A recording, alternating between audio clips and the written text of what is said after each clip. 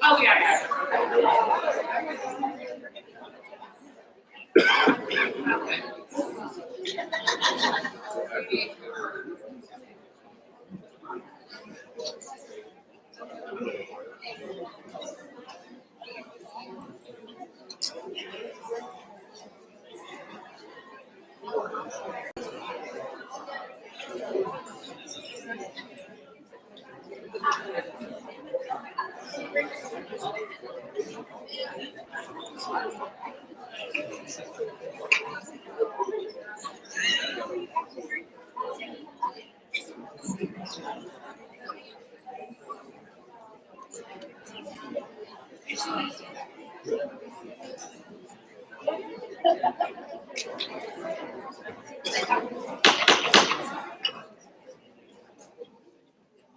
Time is 6 p.m. I call this meeting to order. We have a properly posted agenda and a quorum present. Item number 2 is indication. John?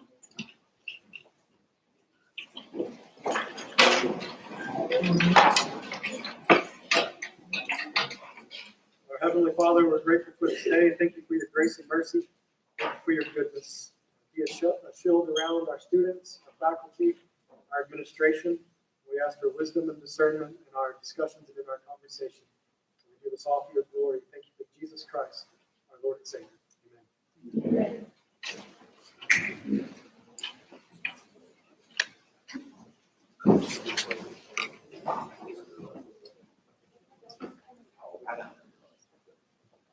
At this time, we'd like to welcome students from Rand Elementary this evening. We have Amelia Roselle in first grade. Her parents are Robert and Catherine Roselle. And we also have Avery Goggins in fourth grade, and her parents are Mark and Casey Goggins. And these young ladies will lead us in the pledge. I pledge allegiance to the flag of the United States of America and to the republic for which it stands, one nation, under God, indivisible, with liberty and justice for all. You guys can gather for a photo.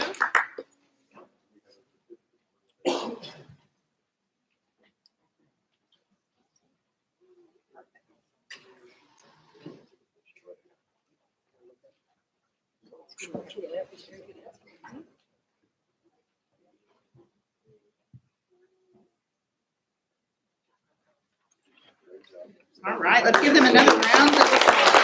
Thank you, ladies. Perfect.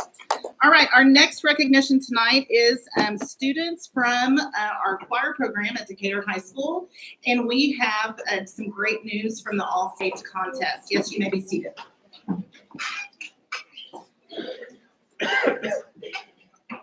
All right, on a chilly Saturday in January, 9 Decatur High School choir students competed for a chance to be an All-State choir. We have 5 of the 9 finish in the top 10, and 1 student finished high enough to make All-State choir. So let's recognize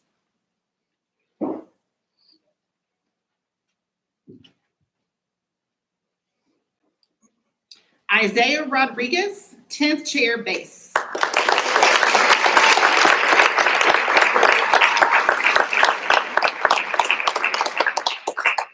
Levi Johnson, 9th chair bass.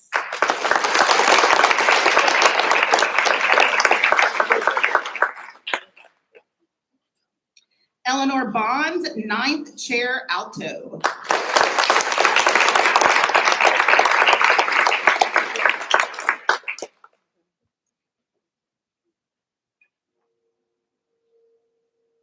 Sydney Hayes, 7th chair alto, and first alternate.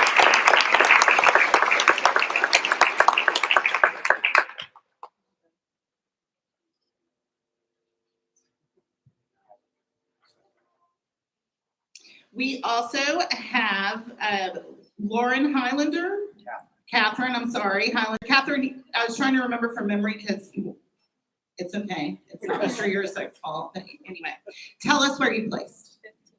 15th, and what is your voice part? Alto, 15th alto. Way to go, Ms. Highlander. All right. And then we have Catherine Urisak, 6th chair alto, and this year's member of the TMEA All-State Choir.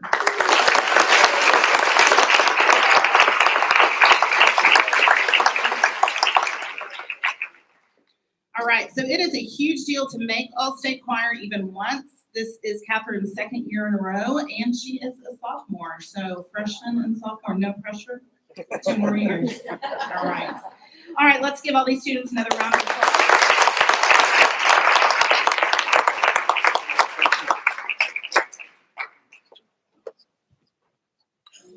Yeah, okay.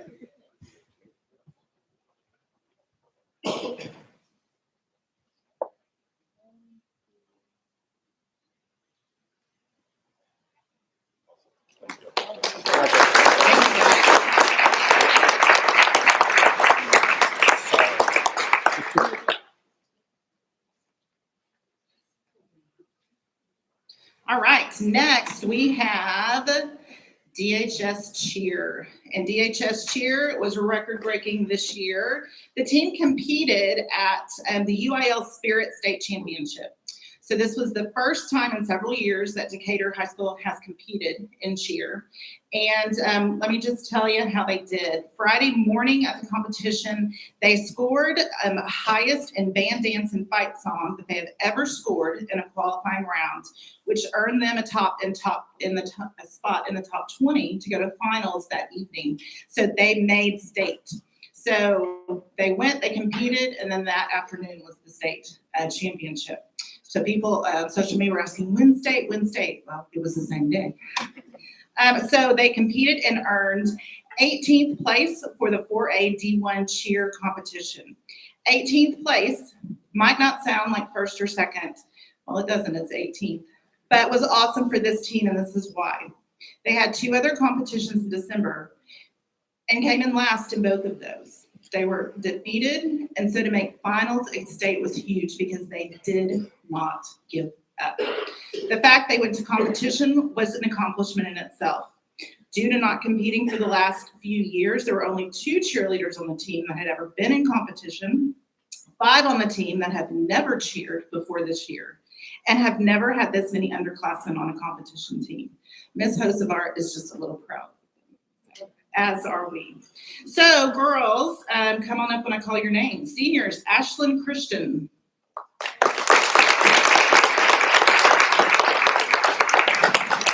Danny Claire.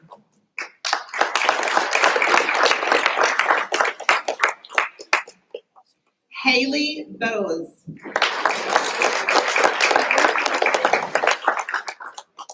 Ryan Murphy.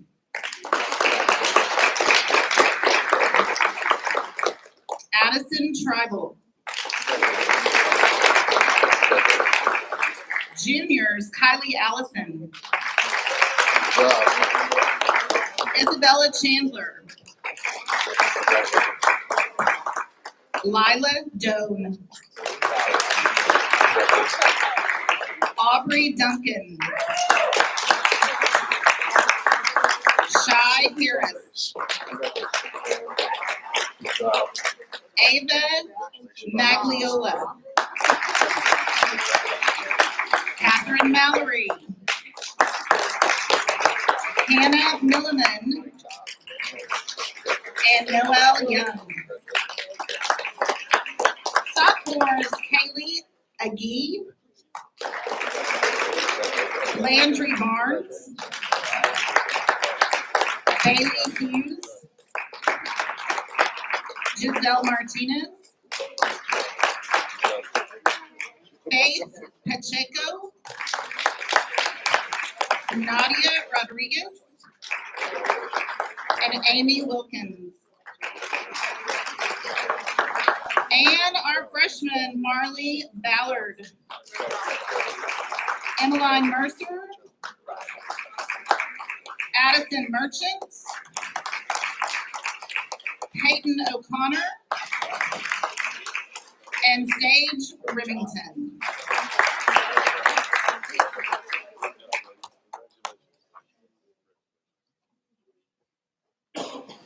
Awesome.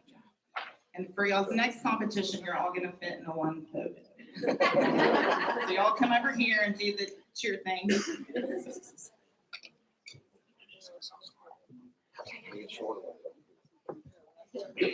And Ms. Hosevar, you didn't turn your name in, sorry. I did. Yes, thank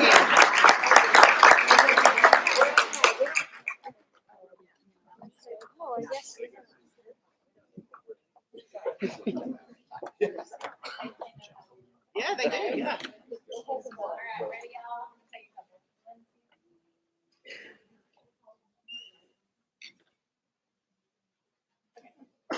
All right. Thank you all so much. And just for their benefit, let's hear a we are. Decatur. We are. Decatur. Mr. Lucky, we are. Decatur. Thank you.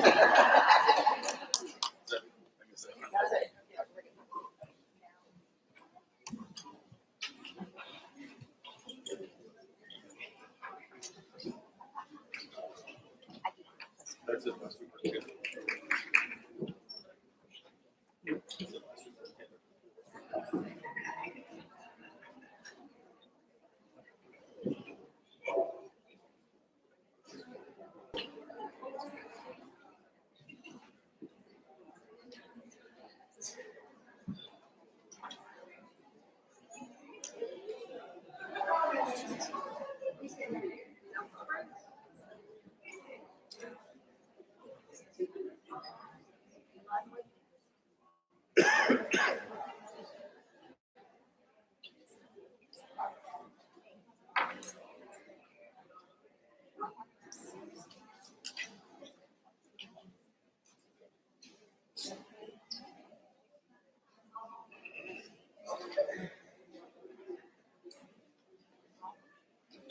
At this time, we're going to jump to agenda item 9A to allow our auditors time to get to their next meeting. Item 9A is an action item, discuss and take possible action to approve 2022-23 audit report. Ms. Watson. Good evening. Thank y'all for having me, and also thank y'all for adjusting for my schedule. It is very helpful to me, and I appreciate that a lot. I'm Rick Klein. I'm with Snow Garrett Williams. I'm a senior manager for the audit team for the school district's audit. Yes. Can you turn that mic towards you just a little? Is that better? Yes. Okay. And we're just going to do a quick overview of the financial statements and the audit report for the year ending August 31st, 2023. At any time you have any questions, please feel free to stop me. This will be a very quick, brief overview. And y'all have some bound copies in front of you if you'd like to follow along with the pages, and we'll go through that. So we will start on page 1 of the report.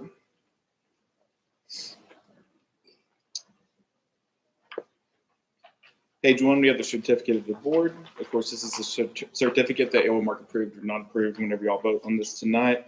Once y'all approve it, it will be signed by the board president and the board secretary. There is an unbound copy that will be signed, and that will be given back to Cindy. She'll get that sent to us, and then we'll send it back to her with a full package of everything that she needs for a TA submission, which is due January 28th. So we'll go and move to page 2. Page 2, we've got our independent auditor's report and just a quick paraphrasing of the results. So the first paragraph, you'll see we have the opinion. And so we have audited the financial statements of Decatur ISD for the year ended August 31st, 2023. In our opinion, the financial statements present fairly in all material respects. The respective financial position of Decatur ISD as of August 31st, 2023. This is what's known as a clean or an unmodified opinion, which is the highest level of assurance we can give as auditors. So the opinion is good.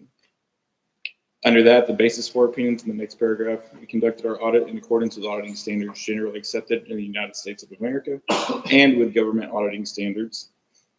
We believe that the audit evidence we've obtained is sufficient and appropriate to provide a basis for our opinions. And we will go ahead and jump to the financial section, starting on page 14.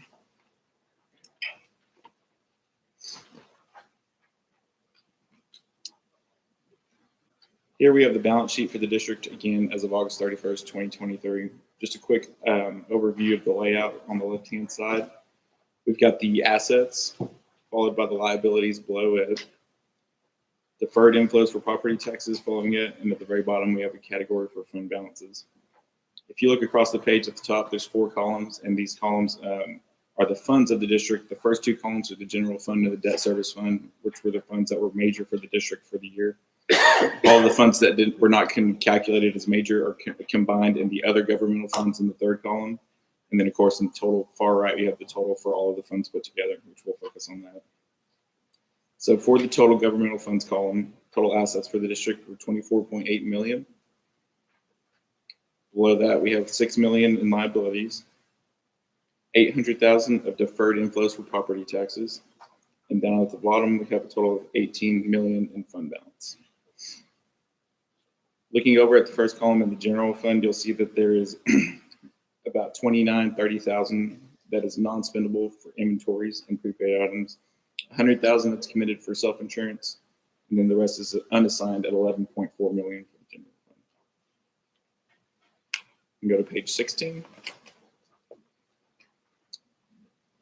This is titled the Statement of Revenue, Expenditures, and Changes in Fund Balance. This is better known as an income statement in a normal business financial statement. That's probably what you're more familiar with.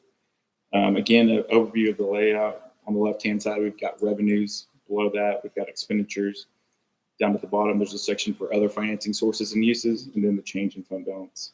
We've got the same 4 columns that we had before. Looking at the total column on the far right of the page, we've got total revenues of $52 million. Down below, total expenditures of $53 million for a net change in fund balance of $1.1 million, again ending at the very bottom with an ending fund balance of $18 million. In the general fund column, in that first column, looking at total revenues, we've got $37.3 million. Below that, we've got $38 million in expenses for a net change, a decrease of $571,000 in the general fund balance, with an ending of $11.6 million in fund balance for the general fund. We will go to page 48.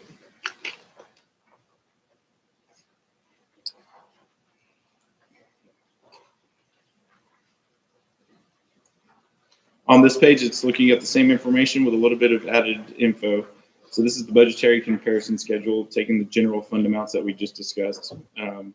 This has different columns. It's got the original budget that y'all adopted.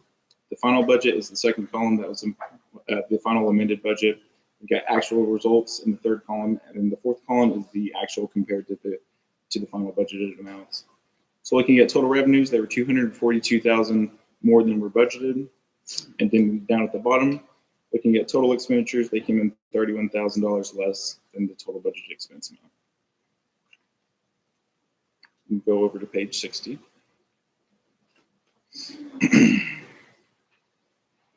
I just wanted to point this out. This is not a required statement, but we feel like it's pretty useful for districts to use. Used to be called the optimum fund balance calculation. Basically, it's a tool that y'all can use. It's really just like a basic benchmark that y'all can use whenever y'all are looking and analyzing y'all's fund balance amounts. So the way that this works is it compares the fund balance that you have. You'll see on line 1 of 11.6 million. And it takes that amount basically to see how much that covers like short-term outflows, basically for 3 months of operations for the district. So you'll see that we take out on lines 2 and 4, we take out the 30,000 and the 100,000. That's already set aside for committed and non-spendable fund balances. Line 6 and 7 together are about 9.6 million, and that is an average based on the 2023 expenses, monthly expense. So 3 months average expense of 9.6 million.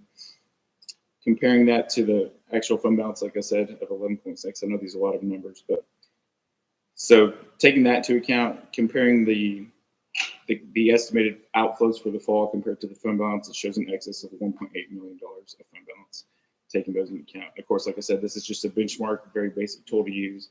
The amounts are variable, so of course it takes a lot more analysis on y'all's part, but this is definitely a place to start when y'all are looking at fund balance amounts for the district. Then we'll go to page 71.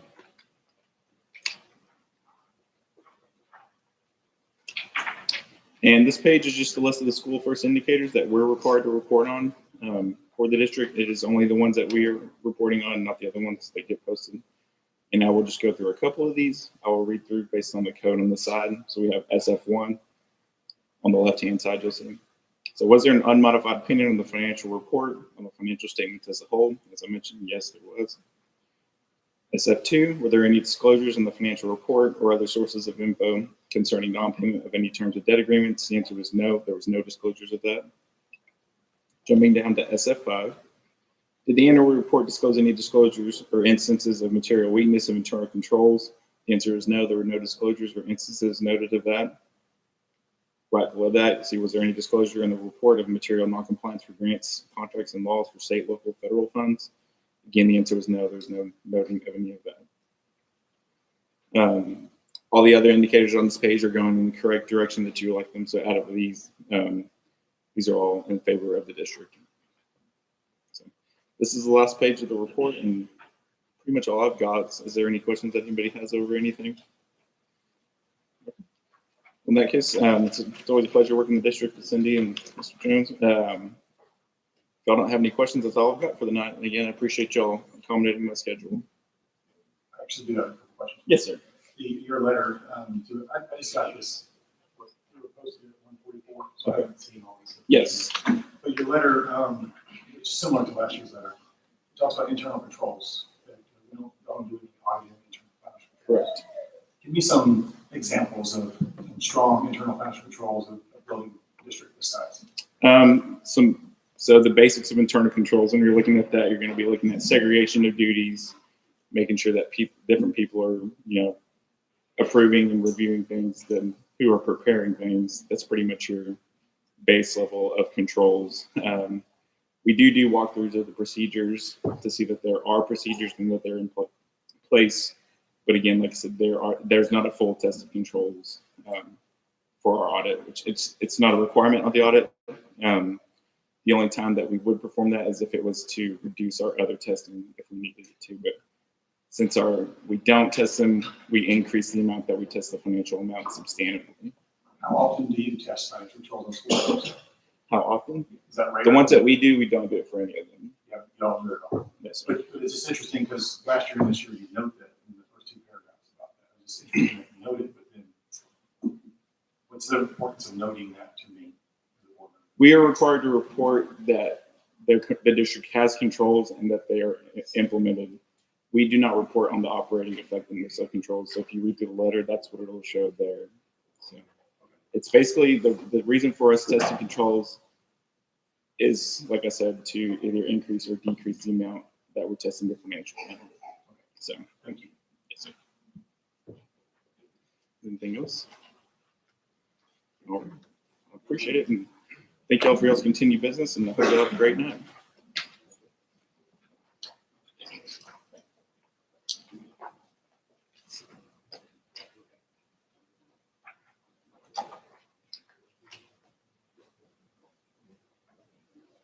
Item 9A, action item. Do I have a motion?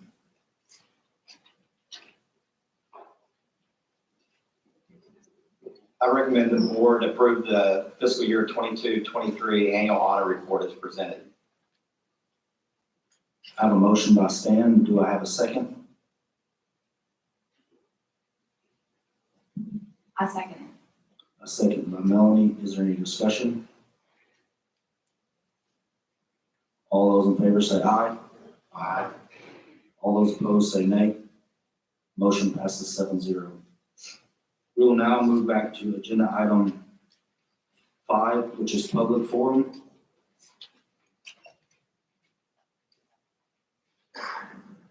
Persons desiring to address the board must sign up at the designated time prior to the meeting. Board policy BED addresses public comment and public testimony at board meetings. Audience participation at a board meeting is limited to the public comment portions of the meeting designed for that purpose. At all other times during a board meeting, the audience shall not enter into discussion or debate on matters being considered by the board unless requested by the presenting officer. No presentation shall exceed 3 minutes.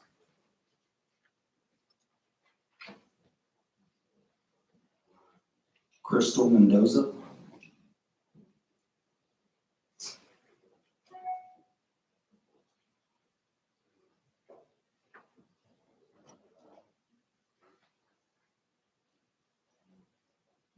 Would you like a 30-second warning? Yes, please. Okay, we'll start the timer on you.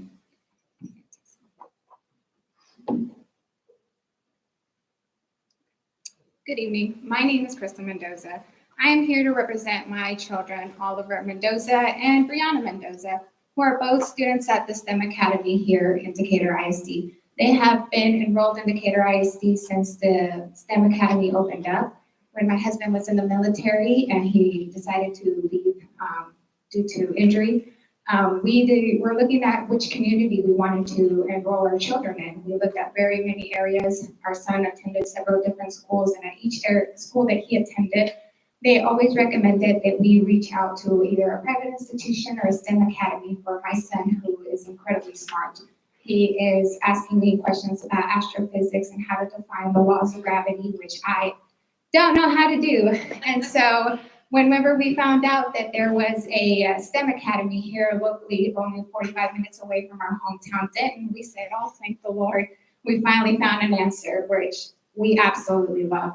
The STEM Academy has been wonderful for our son. He has benefited so much, in not only academically, but also physically and emotionally developed as well. He has decided to partake in not only the football team, but also the engineering club. He's part of the chess club, and he has made many friends through the Decatur ISD program. Now, there has been talk that the STEM Academy may shut down due to the budget. And for that, I would like to say, please rearrange your budget. There is no way that we can pull such an amazing opportunity away from these kids who are benefiting so well from it. We have a large community of neurodivergent children who are not meant to be in a public education setting, who are very benefiting from the STEM Academy because they challenge them, they give them the time and the opportunity to learn.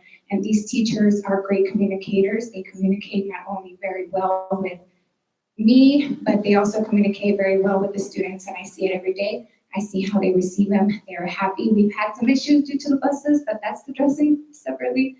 But each time we had an issue, I was able to talk to the staff, and we were able to come to a solution to where the children were not affected. I believe that as adults, we can come up with a solution. Maybe we can do a budget, we can do a fundraiser. I don't know. But I don't understand the lingo of all the paper that was over there that they gave us, and I do not understand the large budget that I'm sure comes with Decatur ISD.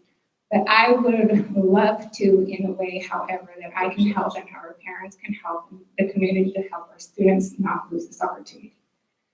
I would also like to thank you guys for taking the time to listen to us and voice so that we have and voice our concerns. And also want to say that I love Decatur ISD. I do not want to leave it, but unfortunately, if they do shut down, we must have to find something else because I will not lose the education of my child due to a budget. Thank you.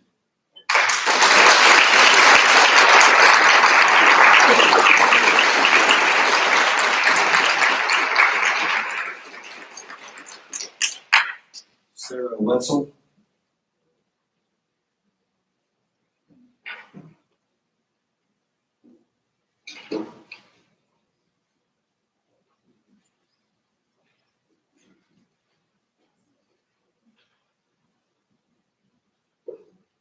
you like a 30-second heads up? Yes, please. Okay, we'll start our time on you. Y'all are scary. Kids are much easier. Okay. All right. My name is Sarah Wetzel, and I am here on the behalf of many teachers employed by Decatur ISD. I have been a teacher for 19 years, with the last 6 being in DISD.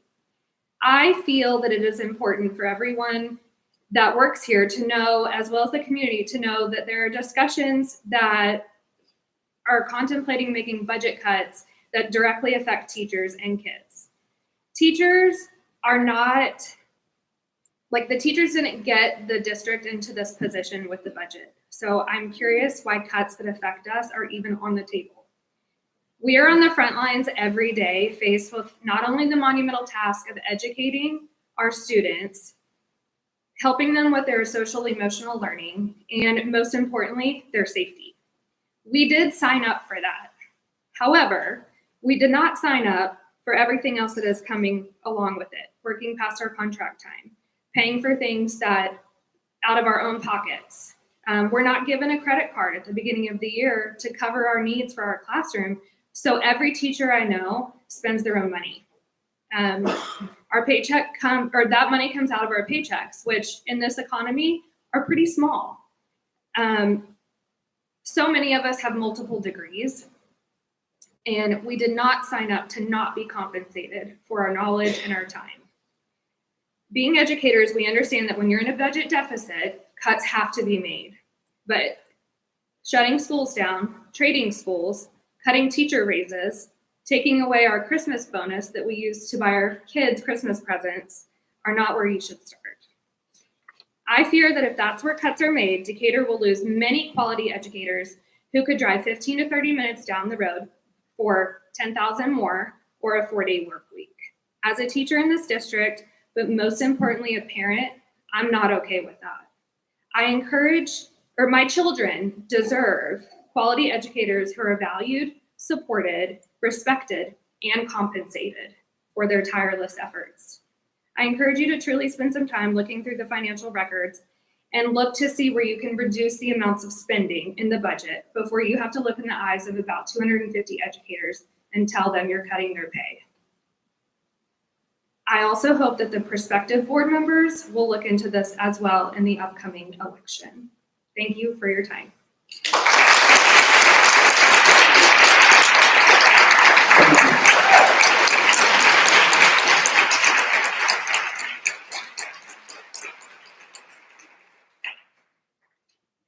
Tasha Hicks.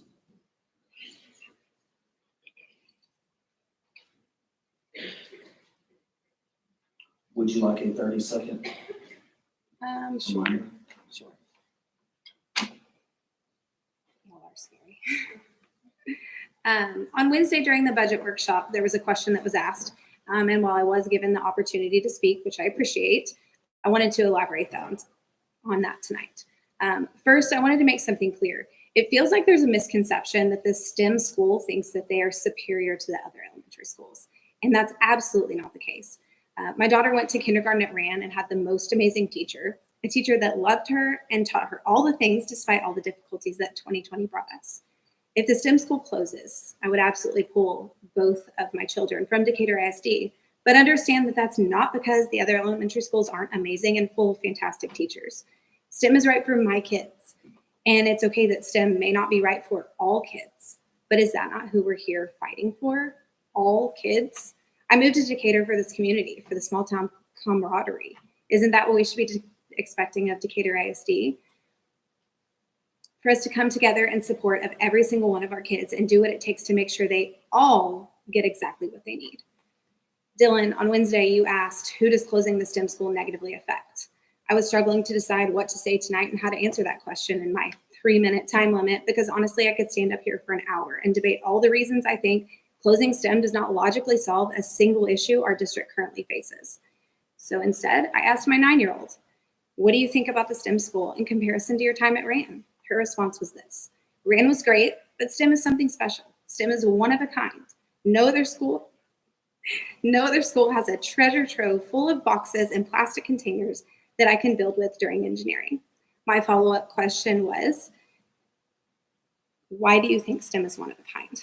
And she answered this: because STEM gives us three things. STEM helps us with our imagination, education, and it helps us learn to not give up the first time. STEM isn't just teaching kids the required TEKs. STEM is teaching kids to think outside the box, how to imagine something and then create it. That if it doesn't work out the first time, you don't give up. If you fail, you try again. It's building resiliency, perseverance, and critical thinking skills in these kids starting at the age of 5. To close this school would be doing a disservice to the entire town of Decatur. STEM has the potential to bring in transfers and therefore more money. Why would we not be looking at ways to grow this school? But all that aside, if you still think closing STEM is the best solution for our budget issue, great. You're entitled to your own opinion. But what you don't get to do is sit up there and pretend like it doesn't affect anybody. And what you don't get to do is sit up there and show more concern for the grass outside of our school than the kids sitting in it. Thank you.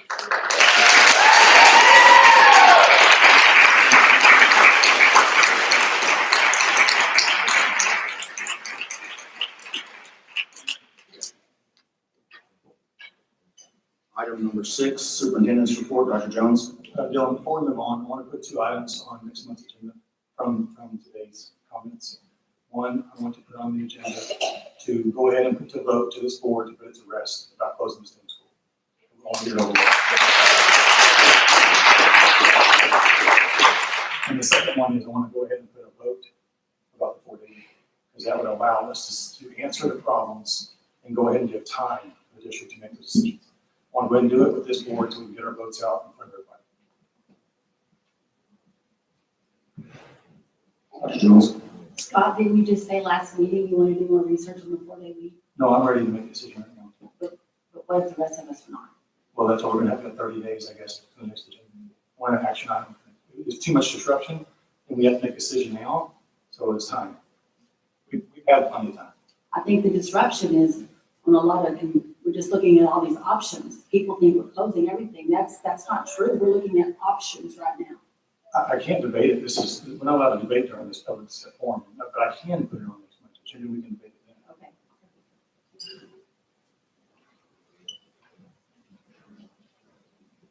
All right, up next is the superintendent report. Happy Board Appreciation Month, everybody.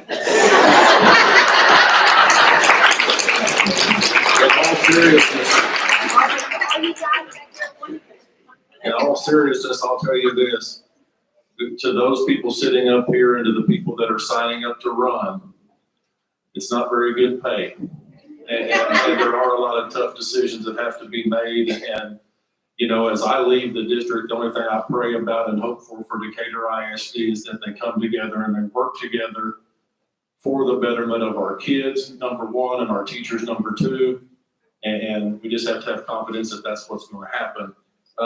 In lieu of the fact that January is Board Appreciation Month, our principals and each campus has gathered together and put together a kind of a goodie bag for each board member. So at this time, I would like to have those delivered down. Come on down.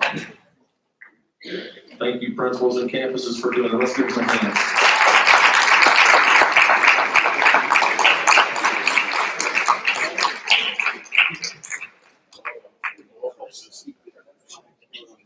I love it.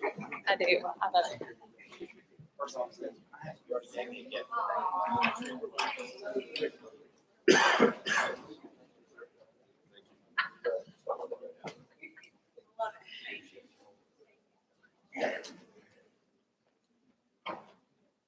All right. Appreciate you guys. And following the budget workshop Wednesday, I had a conversation with Mr. Lackey and with Coach Huff. And, you know, obviously we are looking at every single avenue we can possibly look at. And I've never been in a district that does this, but several districts do look at pay for play or extracurricular or a fee.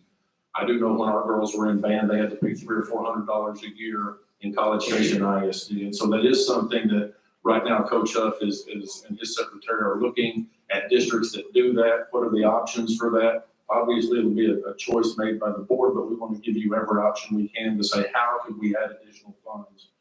And look at whatever cuts and whatever we can do that's going to least affect the classroom. I want to give a shout out to Ms. Ledger. Where's Ms. Ledger?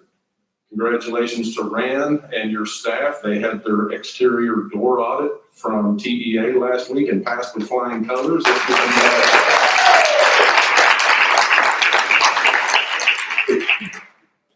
And our enrollment today stands at 3,805 students. So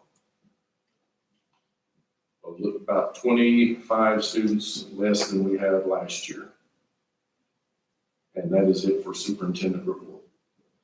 I have a question. Is Coach Up or somebody going to present that next month? That's what we're looking at right now. I'm going to get the data and see what he comes up with, and then we'll be able to come out and kind of show you guys exactly what these other districts do. Obviously, there's a lot of questions. A lot of districts that do this look at, you know, a certain fee per event, but if you play multiple events, do you get a discount? If you have multiple children in events, do you get a discount? If you're low socioeconomic, some kid just flat out can't pay, there's a lot of things you have to look at in these situations, but we're going to see what these other districts can give us as far as information, and then the plan would be he would come present as soon as we have that. So hopefully by the February meeting. Item number 7, consent agenda. Dr. Jones. All right, in the consent agenda this month is the Region 10 ESC Multi-Region Purchasing Cooperative. The minutes from the December 11th, 2023 regular meeting. We have no budget amendments at this meeting, and we have no purchases greater than $50,000. Do I have a motion? There are 2 budget amendments. Oh, I'm sorry. I think that's related. Excuse me? I think it's on there later. No. It's on. Cindy, can you elaborate on that? Because I just went off of the old sheet and just didn't have that on my form. Thank you, Scott. One of the budget, I can't remember which one's first and which one's second. One of the budget amendments is where we received the payment from the, is it Decatur Hospital Authority for the trainer's salary. Since the Medical City took them over, they paid us the remainder of their salary, so we're paying them now through the end of the year. And then the second one is for there was some attorney fees in the last month's budget amendment for the cyber incident. I did not realize that one of those invoices was actually a company that's an attorney. And so those need to be recoded to 416211. Since those are legal fees. Thank you, Cindy, for bailing me out. And that's it for the consent agenda. Do I have a motion? I recommend we approve the consent agenda as presented to the board. I have a motion by Jonathan. Do I have a second? Second. Second by Stan. Any discussion? All those in favor say aye. Aye. All those opposed say nay. Motion passes 7-0. Action item 8, informational items. Okay, up first, who do we have with us, Cindy? Okay. We got from Zonda Demographics to go over our demographic study. Thank you for being here. Thank you, sir.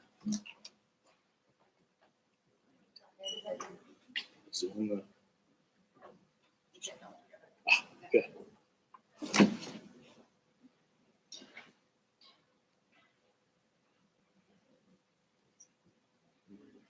Yeah, should just press that. Yep. That's okay. I got you. All right. Good evening, members of the board. Dr. Jones, thank you so much for the opportunity to be able to be here with you tonight and share a little bit of this planning information related to the district's demographics. So with that said, I'll kind of tie in and dive right into it. We are kind of looking at overall big picture. Overall, we have had a very strong economy. So related to the factors that have been out there over the last several years, we know that we've had a a strong unemployment number for the last several years. So following the pandemic, we had a significant spike, but since that time, it has dropped down significantly throughout the state. You can see that we're around an unemployment rate of about 3.8%, and whenever you look closer to local economy and employment figures, you're actually stronger than the state is. And we do see a slight tick up in the unemployment rate over the last few quarters. And that really ties to the overall amount of population increase that we've had. If you think back to what we had in 21 and 22, there were quite a few job announcements throughout the state. When you think about what happened within regions of the DFW area as well as Austin, there was a lot of plants and things moving into the area.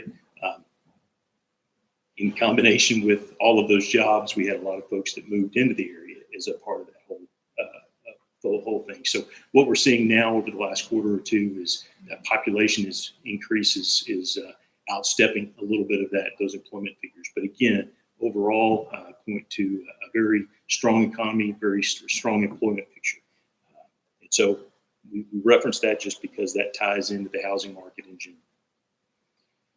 So specific to the housing market, we've seen kind of a slowdown, and that partly took place when you take into consideration what happened in March of 2022 with the Federal Reserve starting to increase those interest rates. And so that was a significant impact to a number of folks over that year span. And so builders saw some of those challenges out there with what was happening with those interest rates and started to slow down those number of starts. So you can see in this indication kind of the spike that we had whenever we were in that early 2020 timeframe, significant number of starts, kind of a slowdown related to the number of closes, and that really tied into the complications that were out there related to some of the logistics, material availability, those kind of things. It took some time. Those things have kind of flipped a little bit. So in that March timeframe, with the drop in, with the increase in interest rates, you saw that drop. What I would point to is when you start to see what happened in that second quarter of 2023 of this past year into that third quarter timeframe, we started to kind of level off and start to pick back up. And that really ties into the fact what's happening with the market is so much of the existing home market, people are locked into their prices. They're staying where they're going to be at because to think about moving somewhere else, they're in a better financial position related to the interest rate that they currently have within their existing market, within their existing house. And so builders have seen that we've got this population increase that's taking place. A lot of folks are still moving in, but the existing housing market is not really much of a market for them right now. So that's why you're seeing that turn in starts starting to pick back up now. So developers know that they need to be providing that inventory for folks that are continuing to move into the area. This just kind of puts kind of a picture out there. It's kind of a heat map. So you can see kind of within the overall Metroplex, one of the things that we did as of the third quarter of 23, Zonda does an overall assessment of the entire country related to the various different markets. And so you can see that the Dallas-Fort Worth market was actually the top housing start market in the entire country. So our area continues to be extremely strong related to the overall housing market. You can see that the top counties were in that northern region, specific to Collin, Denton, and Tarrant. But a little bit to the west there, you'll see where Wise is the number 11th. But the other thing that I would point out is you can see in the year over year in comparison by quarter that it was actually up 124 starts from last year at this time. So again, that pickup that I'm referencing overall, that also tied into what's happening specifically to the county. So we'll talk about the district as to the amount of housing activity that's currently taking place. We've got 14 active building subdivisions within the overall district, and you've got 11 future subdivisions. And we show that there's groundwork taking place on approximately about 236 lots within a couple of the subdivisions within the district. So get down a little bit more granular. We can see kind of in that Carson Elementary zone, you've got Hillcrest Meadows North that has 130 total lots. There are 45 vacant developed lots that are within that development that are ready to be built on. They do have quite a bit of activity taking place right now with about 18 homes currently under construction right now. There are 44 homes that are occupied. And so we do have a student yield of 0.7, and that's for reference of yield, that means that for every 10 homes that are built, we typically get about 7 students out of those 10 homes. So that's kind of a reference on kind of anticipate. We take that number, and as we project out future homes, that gives us an idea of potentially future projections for those homes related to student enrollment. Again, you can see just to the east of that is Hillcrest Meadows South. That is underway. We've referenced it as a future because they're still in the process of building roads and utilities, so the lots aren't quite ready to be built on yet. But you can see as of November, mid-fall, that you can see the amount of dirt work that took place. We take these bird eye satellite views is how we track some of the progress that's out there now. And sometimes the best pictures we get are at night. So sometimes they're in color and a little bit more vivid than this, but this is what we had. You can see kind of in that Rand Elementary zone, we've got a kind of a combination of developments that are there coming together. The largest one is this Vista Park that has 397 total future lots within that. They did approve the first phase of that development that is in this summer, this past summer, and that first phase has 150 lots in it. And so they do anticipate groundwork being completed and anticipate some residents moving into that area. Like I said, probably fall of 2024. So this should generate some families and students into the district.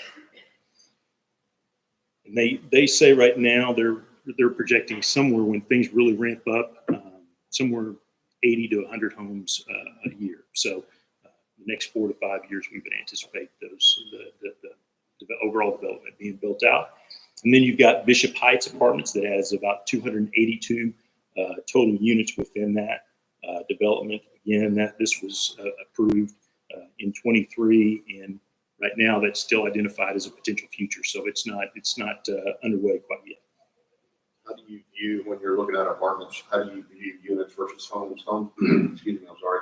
10 homes for 7 students. How do you calculate that on apartments? So it's really kind of a combination of things. So one of the things we'll always evaluate is we like to have an understanding of the bedroom mix that's going to be within an overall development. So within the overall metroplex, there's kind of a general breakdown of 1-bedrooms are about 50 to 60% of those overall units that are typically within that development. About 30% are 2-bedrooms, and then the remaining, whatever that is, 10% is typically 7 to 10% is 3+ bedroom units. The 1-bedrooms typically don't yield much, so we typically within those apartments will reference a yield of somewhere between 0.18 and 0.25. So it's less than what you would typically get in a residential development for single family, which sometimes could be between 0.5 and 0.6 per lot.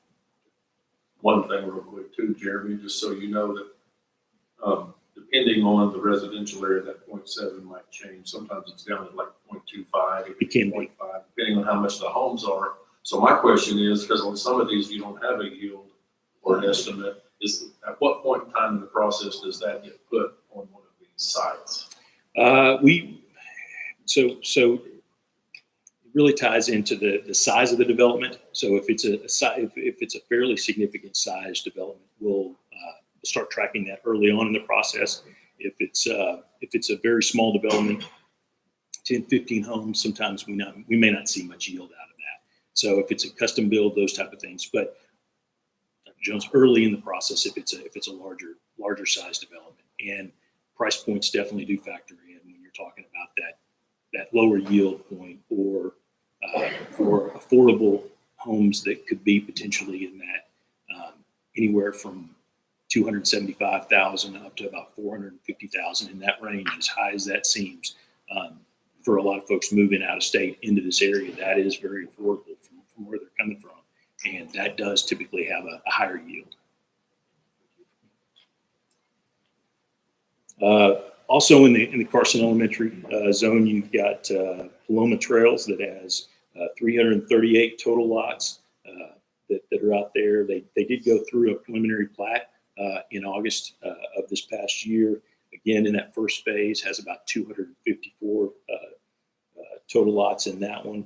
They're anticipating homes being built in the next year and a half, and would anticipate that the first homes starting in that springtime of 25.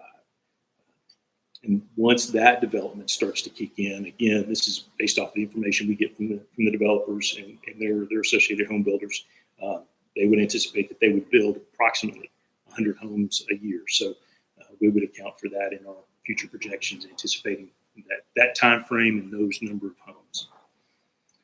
And then you've got the Paloma Trails apartment that has 480 future apartment units within that. Again, starting in the spring of 24, and anticipating that they could have a few folks starting to move into that in that 2025 timeframe.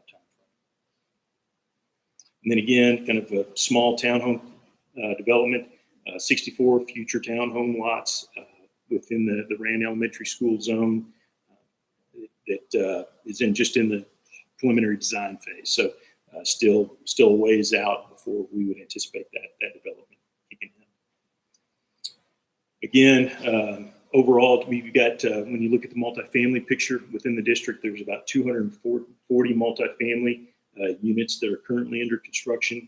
I'll highlight that here in a minute, with about 960 future multifamily units that are in those various planning stages. A few of those that I just touched on. The Laredo Apartments is the development that's been under construction and finishing up currently right now. It's got, again, 240 total units, and they are in the process of beginning to lease those this spring. And we would anticipate, again, the bedroom mix for this specific apartment complex is 192 single bedrooms and 48 two bedrooms. So it would be a fairly low yielding development. So we'll evaluate what's happened in the district. So the district has been growing for the last several years. We do see that we did have a drop in our overall enrollment this current year from where we've been the last couple of years. You'll see in that top chart a kind of a breakdown by grade. And so we track two different things within that. We'll identify the largest two grade groups. So you'll see in yellow is the highest grade level, and then in green is your second large grade class. One of the things we'll do is make sure that we're tracking where that large grade group is. And so you can see that 10th grade class that's there right now, we would anticipate that we would have a little bit of enrollment drop when that grade class actually comes through and graduates out that following year. So that would be a couple of years from now, but when we look at the long-term 10-year projections, you'll see a little bit of a drop related to that. And then in combination with that, you'll see down below that a chart that identifies those grade groups, and it references a cohort. So if you've got a cohort number that's above 1, that reference that your year over year, you grew your numbers. If it dropped below that 1 to a 0.95, 10.98, then you potentially lost a few students from that previous grade group that's coming through. And so we track those to see where your grade groups are increasing or potentially decreasing. And so you can see actually your kindergarten age groups the last couple of years have actually grown substantially. And so you've had a high cohort increase the last several years in 21 and 22 and 22 and 23. This year it actually settled and dropped back down a little bit. So again, we would not react significantly to that quite yet. We want to look at another year or two before we start to evaluate any additional trend. We anticipate that there's still going to be significant growth moving forward because of the amount of development that's still taking place and what's currently taking place in the district. We do look at what we call newcomers and leavers as a part of the information that we chart for the district. And so you can see this provides kind of a 5-year, year-over-year comparison. And so in most cases related to what's happening in the district related development, you have newcomers coming in because you've got so many different folks moving into the area. And so newcomers and leavers, we actually remove our kindergarten students because they're naturally coming in anyway. And we take out the senior class because we know they're going to be leaving. And so then we just track the numbers related to what's taking place with your student enrollment within that 1st through 11th grade group. And so you can see that, again, it's not a large number, but this was the first year in quite a while that we actually had more leavers than we had newcomers coming into the district. And again, something that we'll just continue to track for the district and help provide information so that the district can continue to analyze if there is enrollment drop, where it may be taking place, if there's specific grade groups that's taking place, so that the district can analyze that. We'll also take a look at what's happening with birth rates, and so we do that. That helps us give a little bit of an idea of what's happening with potential kindergarten numbers. And so we'll take the combination of what's happening with district births within the overall area and combine that with your kindergarten start numbers, and that creates a ratio. And so it's not a perfect number. And so I want everybody to understand that because we have a lot of folks that are continuing to move in, and we'll have folks that will be born in various different hospitals around the Metroplex or on the Fort Worth side specifically. But this does give us kind of a track of where those ratios are year over year so that we can have an idea of potentially what that kindergarten start number would be from 1 year to the next. So we take all that information into account when we're putting together the overall projections. You can see on the far right side references the total growth number in combination with that percentage growth. And so you can see that we would anticipate an enrollment increase next year. We're being fairly conservative with the numbers that we currently have, again, with where the housing market has been, with the interest rates as they've been. But we still see housing activity taking place. We still see those apartments being built. And so we do anticipate that there are continuing to be people moving into the area. And so with that said, we would anticipate an enrollment increase of about 1.5% next year. Could potentially increase to that 2.8. That following year could drop down just a little bit, as we talked about with that large grade class coming through. So a 2% increase. And then you'll see that as we move out, some of those larger developments that I referenced where we had 100 starts a year anticipated by the developers, that's when they start to contribute to a little bit larger number for the district moving forward. So you could potentially see increases in that 4 to 5% range year over year. And then finally, we'll take those numbers and take what you have currently within your current attendance boundaries and your enrollment and reference what that potentially would look like by feeder pattern. And so by attendance zone, so you can see for your Carson Elementary that's currently at 474, would get out to about 580 students and potentially could get as high as 862 students by the time you get to the 32, 33, or that 33, 34 year.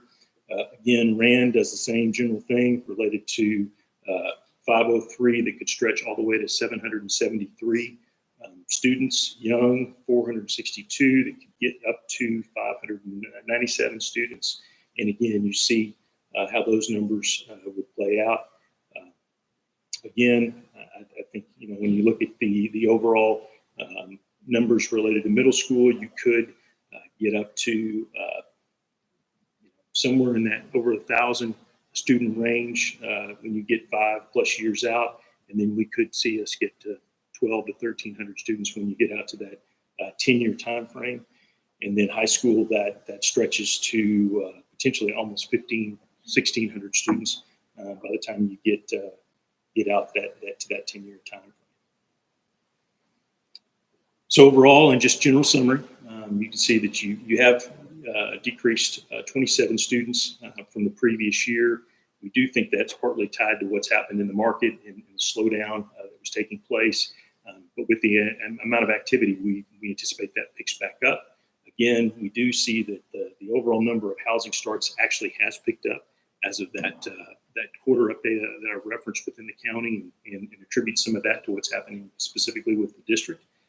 We do have groundwork taking place on about 236 lots throughout the district, finishing up that one multifamily development that's taking place with the Laredo, 960 future multifamily units that are in those planning stages. And again, looking out from the overall big picture for the district-related enrollment could be 4,003, a little over 300 students 5 years out, and could potentially reach that 5,400 student total by the time you reach out to a little over 10 years.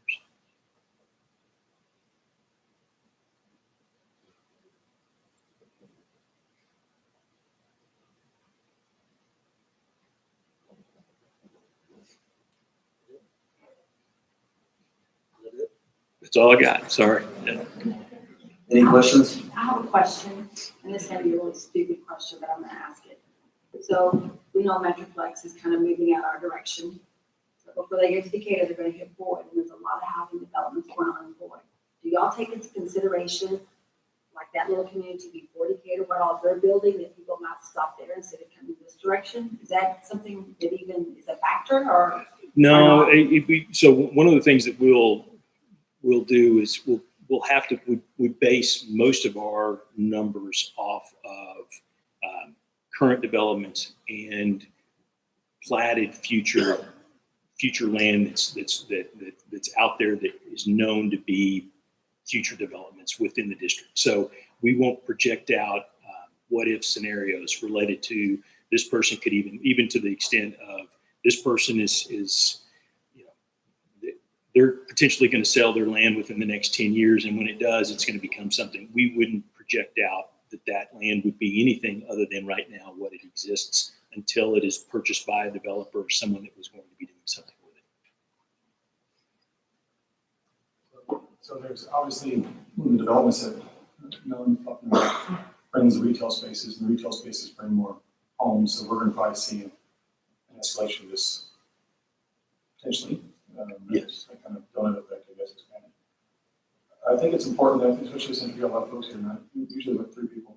Appreciate y'all being here. And I don't know how much it's gotten out there. I know we're trying to do it on the social media side, but the district has started its long range facility planning, which is different than bond planning. It's different things. And this is a long range plan. We're not sitting idle. We argue a lot, but we're not sitting idle. The planning has to be completed. And that's with an architect. It's with a firm that does it for a living. And then it's going to be your involvement. So everybody here can be part of that planning community. It's open to everybody. But the input from you guys on that planning committee is if you want more STEM schools, if you want more X, Y, whatever it is, that's part of planning. And we're working on that. And the demographics are real. I believe that, even though I was the no vote on the bond last year. It was the methodology and the lack of long-range planning. We're working on that. We get that done. That's the first thing. Then the bond planning comes next. And then you guys decide when you're ready to pay for it. And so there is a methodology. We're working on it, even if it might seem like we're not. Thank you for everything too, Bella. Thank you.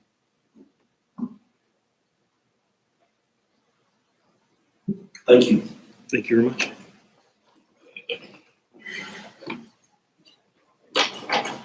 Item 8B, update on curriculum-based assessments. Dr. Wood.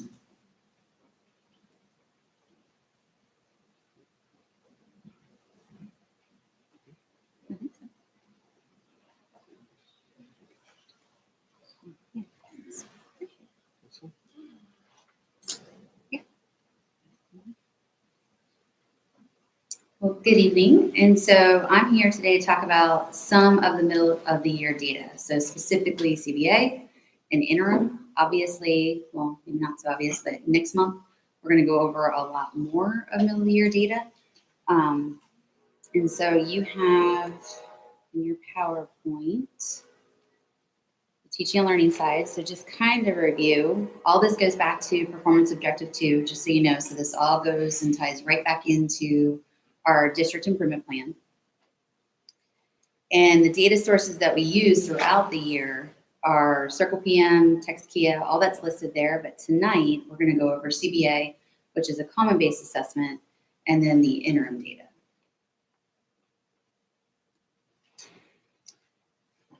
And so this data is CBA number 3. And last time I went over CBA number 2. Now remember, we did not have CBA number 1 because that was during the cyber incident. So we weren't able to get into the actual software for that. And so what you see here is reading and social studies. And so this correlates to like the assessments, some of the STAR tests. There's a direct correlation to some of that.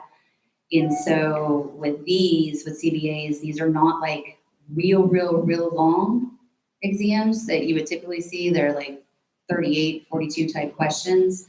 These are a little bit more concise. There's about 15 of them, and CBA is tied directly to what is being taught that 6 weeks. And so we have 6th, 7th, and 8th. US history, they took a semester exam. That's why you don't see the CBA assessment data there. And then with all of those questions, we took how the state determines what is approaches, what is meets, and what is masters, so that we could align that up. The other thing to remember with the CBA data in particular is CBA, that is a teacher tool.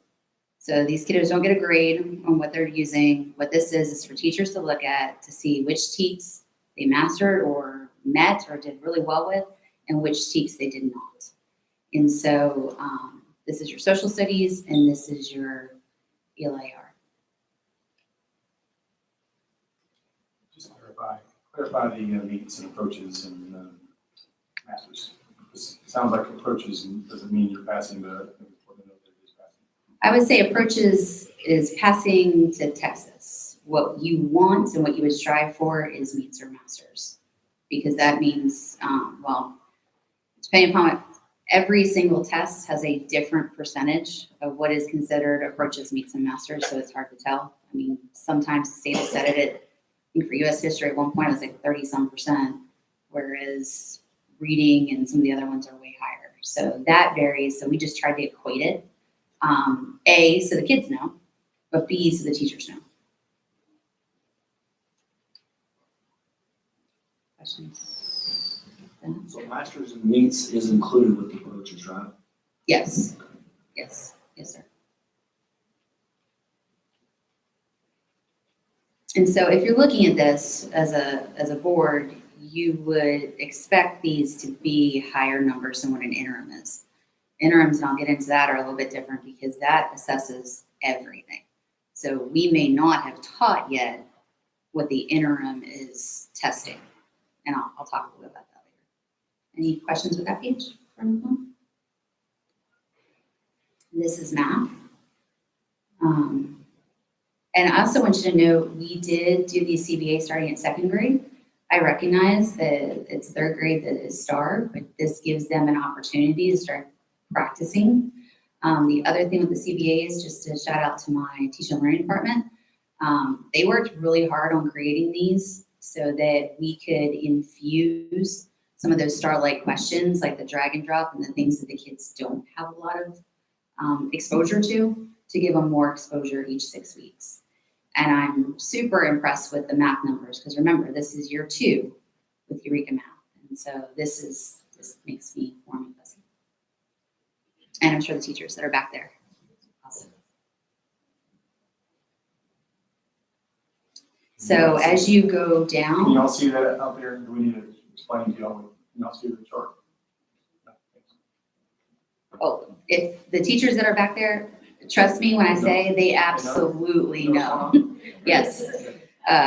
We talk about this a lot. They are really, really impressed. Now, here's what I will say is if you do scroll down, I would think with MMS 7th grade, you can see where that one is lower. I want you guys to know, Brady and I talk all the time, and we've been working together. And then of course, Vicki and I talk quite a bit too. She's on the teaching and learning department. One of the things I just want to make note of is, so with that 7th grade, one of the teachers is a 2nd-year teacher, 1st year in 7th grade. One of the teachers at that time left right after the first 6 weeks. So what this lets us know in a more immediate way is, hey, we've got to look at this. There's obviously some gaps. What are we going to do? And what we're going to do is we've rearranged some of the intervention for the different teachers that are going to work with that. And then Vicki, who's part of my department, is going to be working with 30 of those kids because we literally isolated it by kid. And so that is the game plan. And so just so you know, when we are looking at things like this, yes, we're going to celebrate, and I've been celebrating, but we recognize when there's a gap because this is the sole reason for us doing this. And we have a plan. You're contributing that to the turnover and changing teachers that may have. I'm contributing that it was very jumbled, absolutely.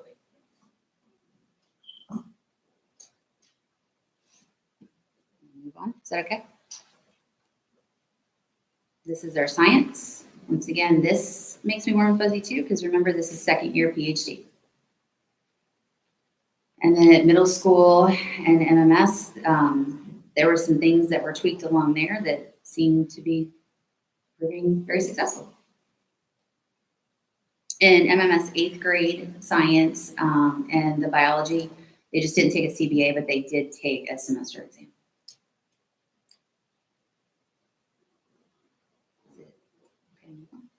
So these were taken around before we went to Christmas break.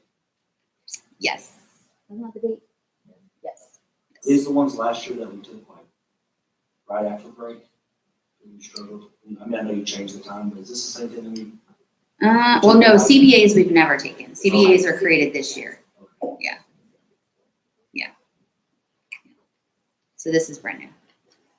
This is in the hopes that we can get kind of real time, a little bit more immediate. So this is interim. So the interim, like I said before, this is a little bit different because this is going to assess everything, even though everything hasn't been taught. And I think that might be what you were thinking about.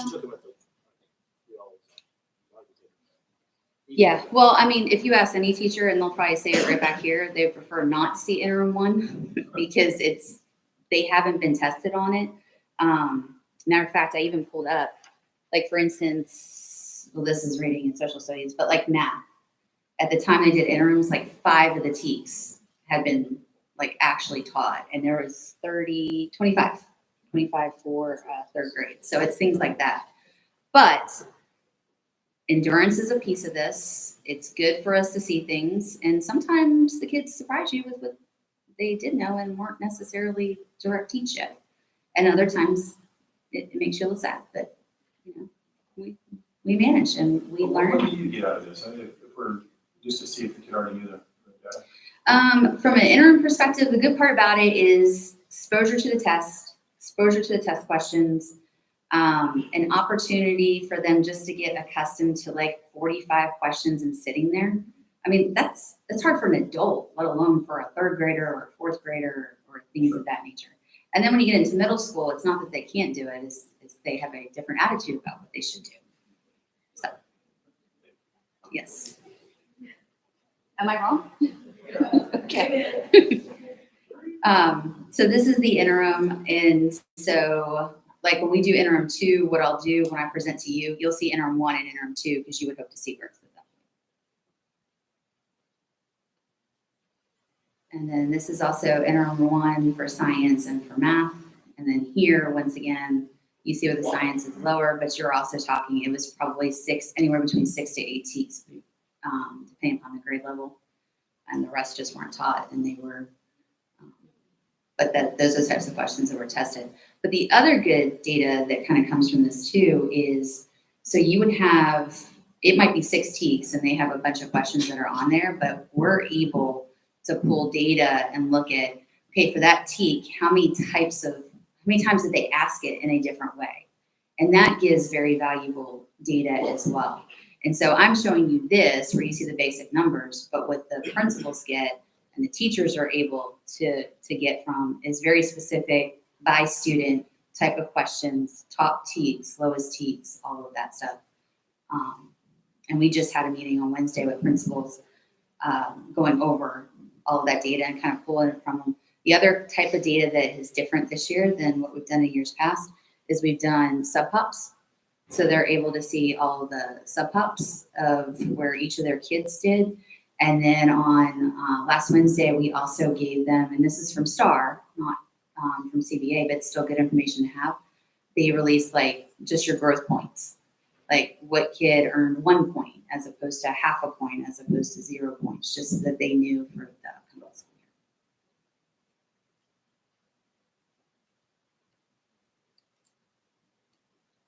And that's the interview. As a TEA, the TEA released the data from the start of this last year. As far as grades go, Yeah, the actual. no, we grading. don't have the grades yet. Obviously, it's a rhetorical question on that. The point is, I want to make sure everybody realizes that there is no grading yet. Yet. In the paper, it's been all over the internet that we're Ds, and I haven't seen where we're a D. Whoever has seen where we're a D, I don't know where to get the data from, because we haven't seen that. So if there is, if you go online and you go to your website, it'll say that it's in legislation or it's in court still. It's, yeah, We it's do still. have data though. We do have. Yeah, but we data. can't score, that's all. But I bet you $5 that you have already figured out what our score rating letters would be if it was the same way, because you kind of have that plan because we have it for you. That's We've my done point. that. My But point I'm is, saying it's not public, but they kind of have an No, idea of where they the set. point of it going to court is because of the way they were grading it, and they are fighting that. So right now, yes, we can make up our own grading system, but it doesn't make any sense to do that. Debbie We need a Boatwright, Debbie Boatwright stood up here. That's what they're going to court for, Melanie. I know that, Scott, I know, That's but what I'm the saying, judges saw. but they have the numbers of what the students did. Yes. They don't have a score, a 97 or a Correct. 82. They don't know where the But bar they is. have, right, but they have those numbers, and they also have a formula of how to figure. We do achievement. I don't know all this in front of me. I need David up here to tell me. But they look at just achievement, then they look at growth, then they look at closing the achievement gap. I mean, they know how to figure that now because we figured it. I know where I sit, and boy, they have shown me how we figure that. But I don't have a letter rating. You're right. I don't have a letter rating, and I don't know what that score gap will, what that cutoff is going to be. But if I'm sitting at a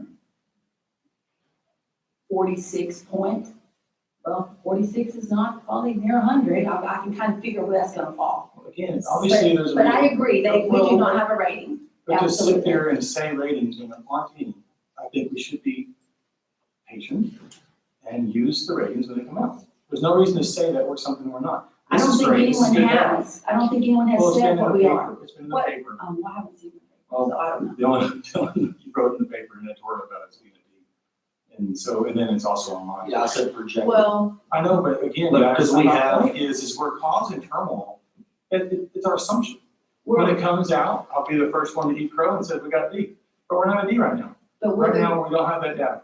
with the That's important. rating, we were last time they rated us. We still have that rating. We still have that rating. I understand. Okay, so So if that you want to make an rating, assumption, you can make sure it's clarified, but make sure you also point out that there's a reason it's in court. And there's a reason all these districts are suing the state of Texas. I agree.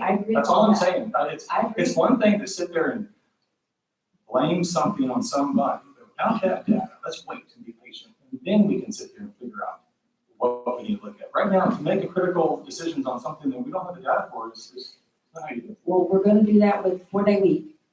We have the data. It's been doing it since 1980. It's not new.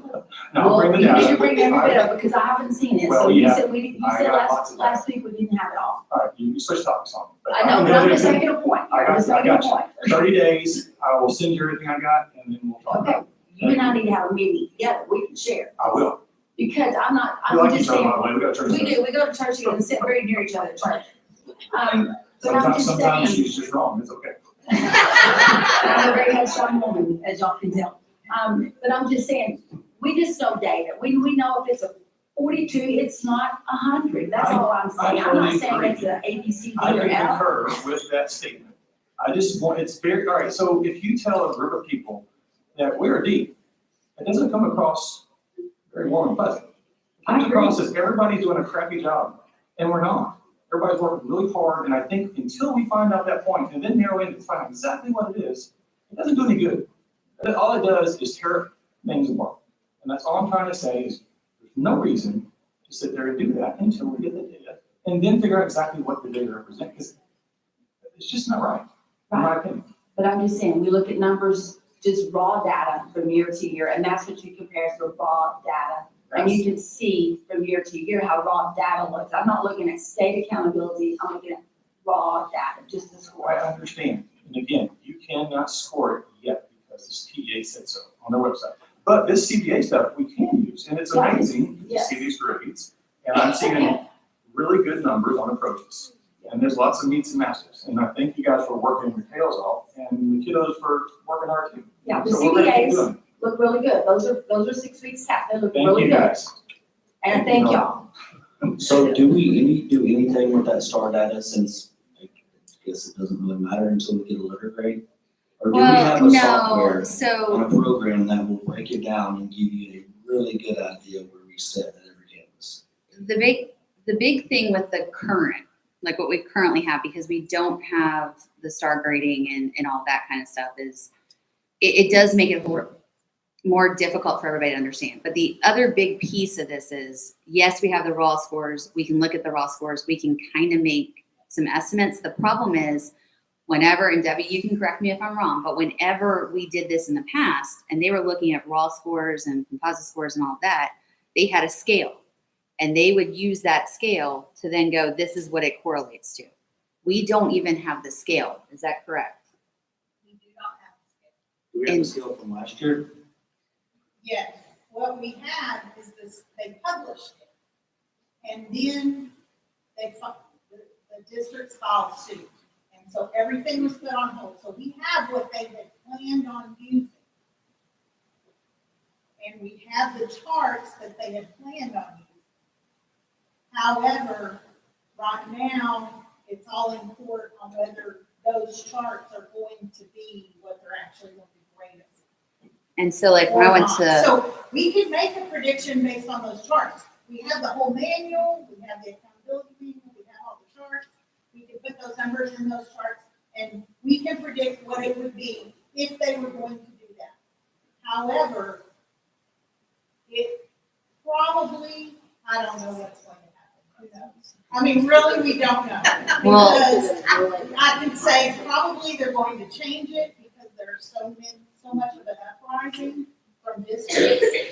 They're probably going to change those charts, so whatever we predict may or may not be accurate.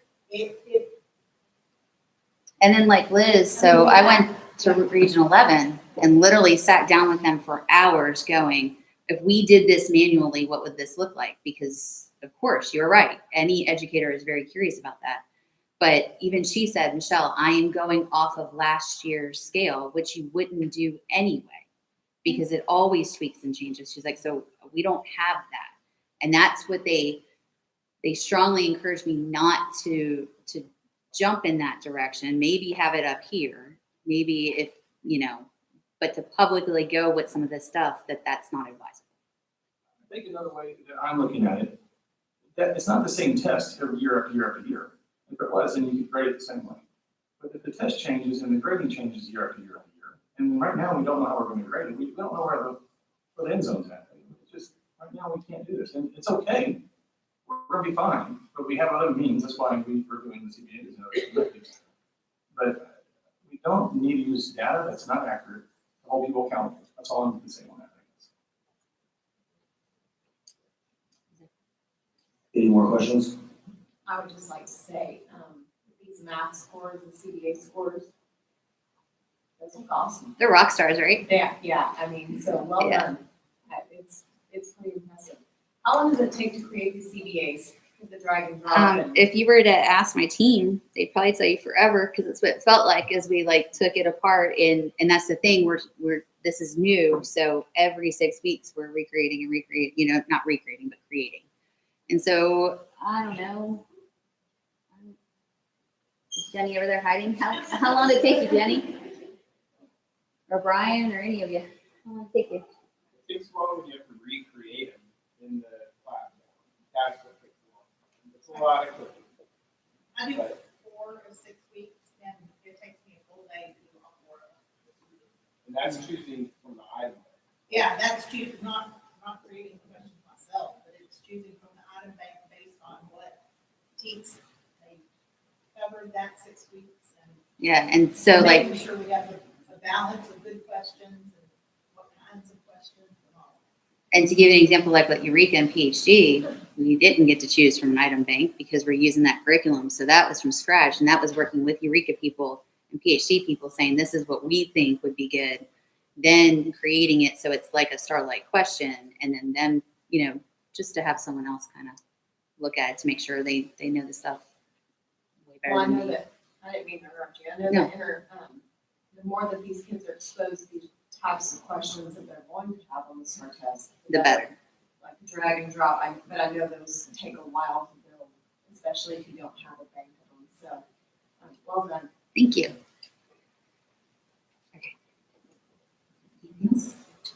Next is 8C, update on the SPED numbers, Dr. Wooden and Jennifer Tell.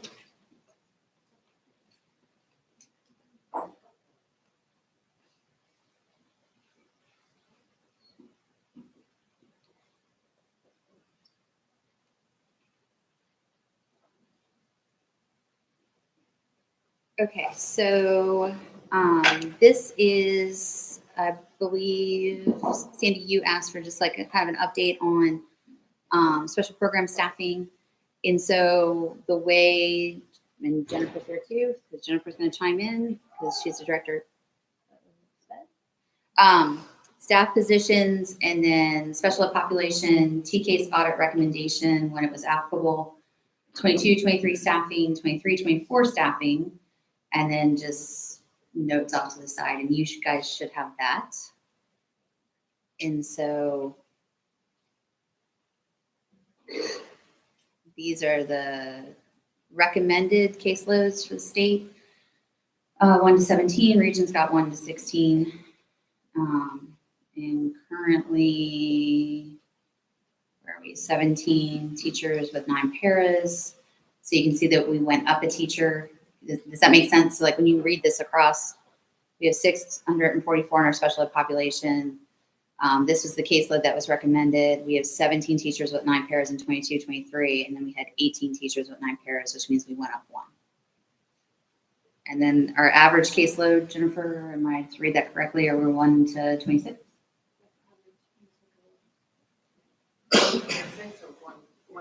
Or 128, sorry, even with glasses. So we're There we 10 are. over- We're 10 over what's recommended. Yes. On that population, Jennifer, 644, does that include speech only, or is that just inclusion and resource teachers?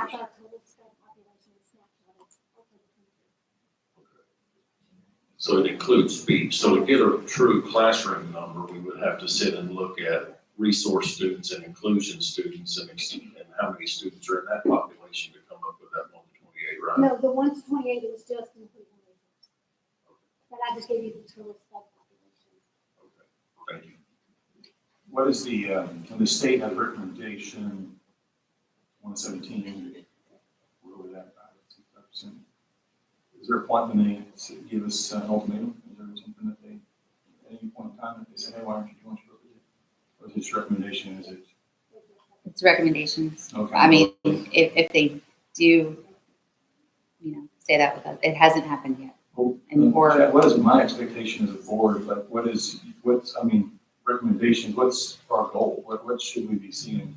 I think you always strive to inch towards what they recommend. If you remember, it's been a few months ago at our board workshop, one of the things we discussed and you guys all agreed on was, we're gonna get all the way down to 3 months operating and doing this, but I think it was 5 or 6 positions that you all approved at that meeting to let us get to that point, and I think 5 of the 6 were special ed positions. So there's 2 things to look at, and I don't know the ratios, but a lot of times you look at some districts, go more teachers because they can handle the yards and they can do those things.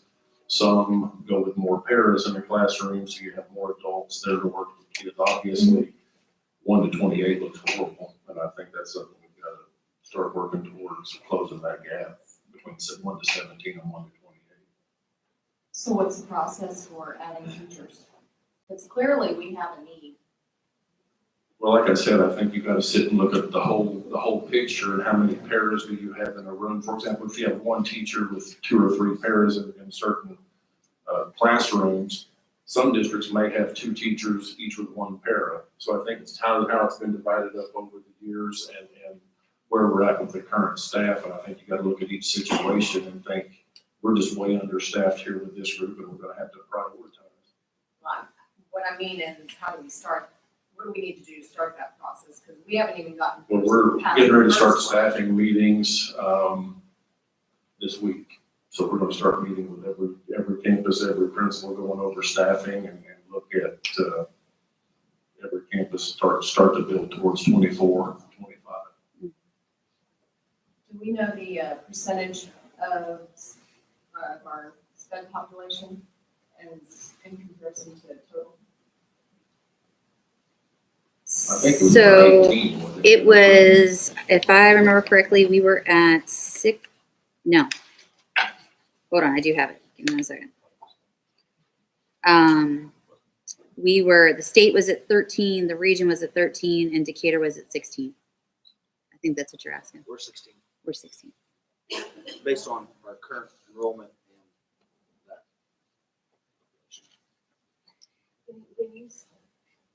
When you say dyslexia, receive 115 receiving services, are these our kiddos that are still in the program?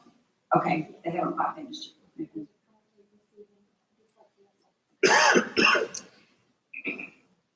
And so if you look at that, we have 4 CALT therapists, and what that is a certified academic language therapist. So this is different than just a dyslexia teacher. So I do have to commend our dyslexia teachers as a whole. And then them working towards, yes, woohoo, getting certified, because this means they're able to, of course, teach dyslexia classes, but they're also certified to be able to assess for dyslexia, because that's a whole different process. And that's part of the 3128, is that new assessment piece that we have, dyslexia funding. So we were able to not really drop the ball on that, because we were able to kind of maintain and keep that going. And then you'll see that in 2022, 23, we had 4, and then in 23, 24, we had 5. So we did add a therapist. And then right now, it's like shuffleboard a little bit. We're kind of just moving where we need them in order to take care of some things. So we got a middle school therapist that's providing services at Carson, just because those numbers are a little high right now. And that's one of those things too that ebbs and flows. Like some of it's just getting the assessments done or the updates done, but we're a family when it comes to that. Do you have a breakdown of caseloads per campus? Sure do for Dyslexia, those. for all of it, I have All all of of it, yes. I just Yeah. didn't know how to- Can we get that information? Yeah, I can send it to Dr. Jones, or I'll send it to you. I can give you all that. Jennifer, is the 115, now that dyslexia is part of special ed, is that included in the 644? Not all of them, because we have till May of 2025 to get all the 504 new dyslexia. So we haven't, we're slowly transitioning over, but that's not. But that is going to lead to an increase just simply because of that. So with this caseload, I mean, I'm not exactly sure how this works, even though I have a point that's been done an excellent job with the dyslexia and the speech therapy. But when you're inside, when I see the 1 to 28 caseload and the ARD meetings, how much time is that individual actually working with kiddos versus doing paperwork and working on behind the scenes? I mean, how much are these kiddos getting a lot of face time, or is this hurting them as well? They're getting their face time, I already have to provide minutes, so they're getting face-to-face time, but those teachers also have to be part of the work, cognitive work every 6 weeks. So in answer to your question, the paperwork side of it, plus visiting with the kids and seeing the kids, it is a lot. And those minutes are by law. Those minutes are about long. And are those minutes written in the arts 4 times, like 30 minutes 4 times a week, or 45 minutes 4 times a week? Which leaves up that Friday usually for all that paperwork, Some unless they campuses have to make do it have that minutes. given there, some of them don't, some of them schedule 5 days a week of services, it just depends on the need. And then some do it by minutes too, just because you have And that kind of gives them that leeway of having one day for prep if they need it or whatever. So how would that work on a 4-day school week? How would you get them all seen? Well, minutes, Go ahead. We would have to do a lot of looking at the minutes of the day and how much is available for us to provide. So districts that I've talked to, a lot of them have gone back and adjusted based on the time they see the kids. So a kid would lose time? Could be adjusted depending on those days. Well, it's understanding that we're not allowed to cut how many minutes. We have to teach, whether it's 4 days, 3 days, 10 days, however you look at it, same amount of minutes. It's not days, it's minutes. I understand that. I was just asking her the question. I know, I was just reiterating, it's not about days. It's about minutes. You mentioned days, it's about minutes. We have to make sure that we have enough minutes for these kiddos. And that's part of the calendar process. That number of students that need those minutes every day. Correct. It depends on, that's what kind of depends on what you have left. So, Dr. Jones, you mentioned that the board has made these decisions, but internally, what can you do, what can your team do to improve this over time? What are we looking at? Can we look at it over the next 5 years, looking over the next 2 years? Give me a timeline on what can be done. I think every year you gotta cut into it. I don't think you can change a deficit like that overnight. I think we've got to look at the whole population too, though, and compare ourselves to other people when it comes to number of teachers and numbers of paras. I've always been a fan of more teachers because teachers do because if you have one teacher and 2 or 3 paras, a lot of times what happens in that situation is the teacher is the one that's doing the paperwork and doing the R's and obviously the paras play a very important role face to face with kids. So I think you got to start looking at it and prioritizing and cutting into it. That's all I've got to say, but it's going to be a time consuming process. You're not going to fix a deficit from 1 to 17 to 1 to 28 overnight in our budget situation. And can these R meetings be done on the day 5 when there's not any kiddos in the building? Be done on that day? do I think they could be? Sure. If we would just have to then look at that day 5 and see, like, if it's a day that we want to put into that calendar to say this is going to be like meeting days or things like that, but then flip side of that, then it takes away from the 4 day, you know what I mean? So those are the things that would all need to be, it would need to be looked at, because if we did do something where we added hypothetically, 1 day a month, you have like a PLC kind of day where teachers got to plan and stuff. I wouldn't want that to also be an art day. You know what I mean? Because you're misleading what you're saying. And so we might need, that might be something with the board as we discuss, like those kinds of things. And we've talked about things like that with DIC, but we haven't formalized anything. So diagnosticians, caseload is 80 to 100. We average caseload is 98. You'll notice that we went from 6 diags to 7, so we added 1. So when you talk about looking at everything and seeing what we currently have, understanding we're in a deficit budget, and you have to prioritize, what I would say prioritizing is going to be your speech therapist. It's 50 to 55 on average is what they're recommending, and we're at 98. And part of that is because we went from 4 SLPs to 3 SLPs. Now we do have some of the SLPAs are assistants. And so we do have that support, but they're not the ones that can give the therapy. Am I correct in saying that? Assistants can give therapy, they Can evaluate. So, once again, like Dr. Jones said, like if you have a choice between an aide or a teacher, you're going to want the teacher.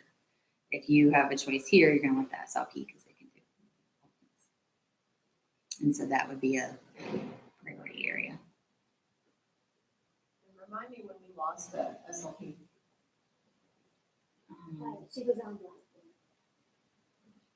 When?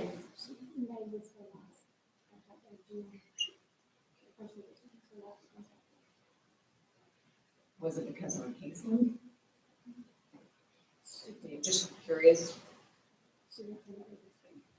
They paid more?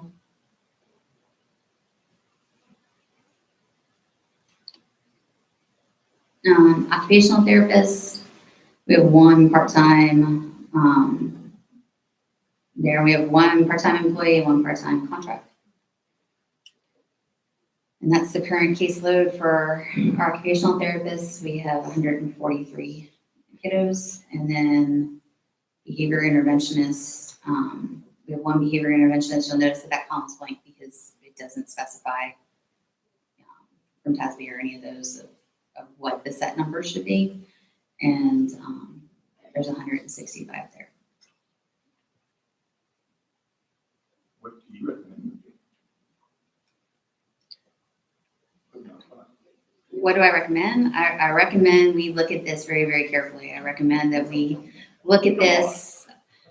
We need to hire. I mean, here's the thing. I mean, give me a some sort of expectations. So what can I expect that this caseload should be narrowed down to over time with money and all that good stuff? I mean, we have to work towards it, but what are we working towards?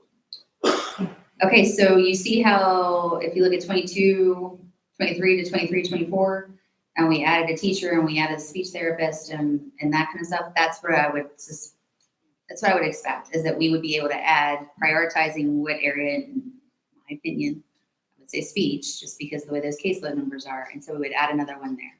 And then we would start looking at that budget so that then we could continue to add as we go. I know, we're in a deficit budget. I know that that's tough. I think it's good for you guys to see this though, because this does directly impact our students and it does directly impact how well they do academically. So these are all factors. It's a big cauldron. And so this is what I would want. I would want us looking at this. I would want at staffing meetings, then, Jennifer comes and she's invited to the staffing meetings. I'm there at staffing meetings. We're talking about upcoming numbers and we're really looking at, like at elementary. Okay, so we have 4 different elementary schools that obviously have needs where they're all going to go into a middle school. Are we equipping that appropriately? Those are the kinds of discussions that should be happening.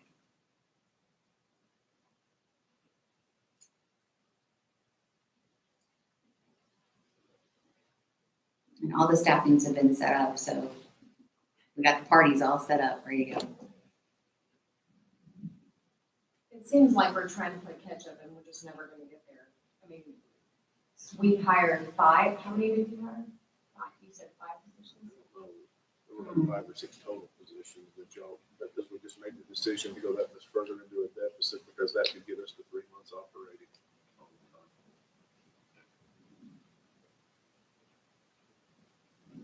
And this is a And we thing. are bringing another diag for approval tonight, the additional.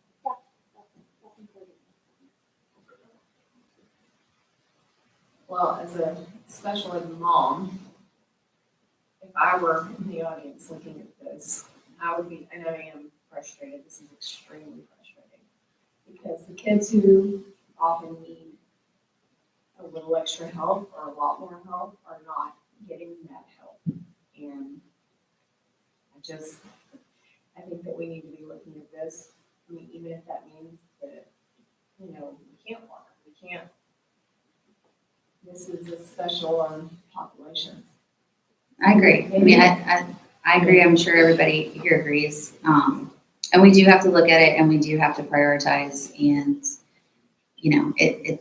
we're in a position that is uncomfortable any way you dice it. I think it's good that so that as we look at this and you guys are asked about staffing and you're asked about some of these things, this is a question that can come up and go, what does this look like then?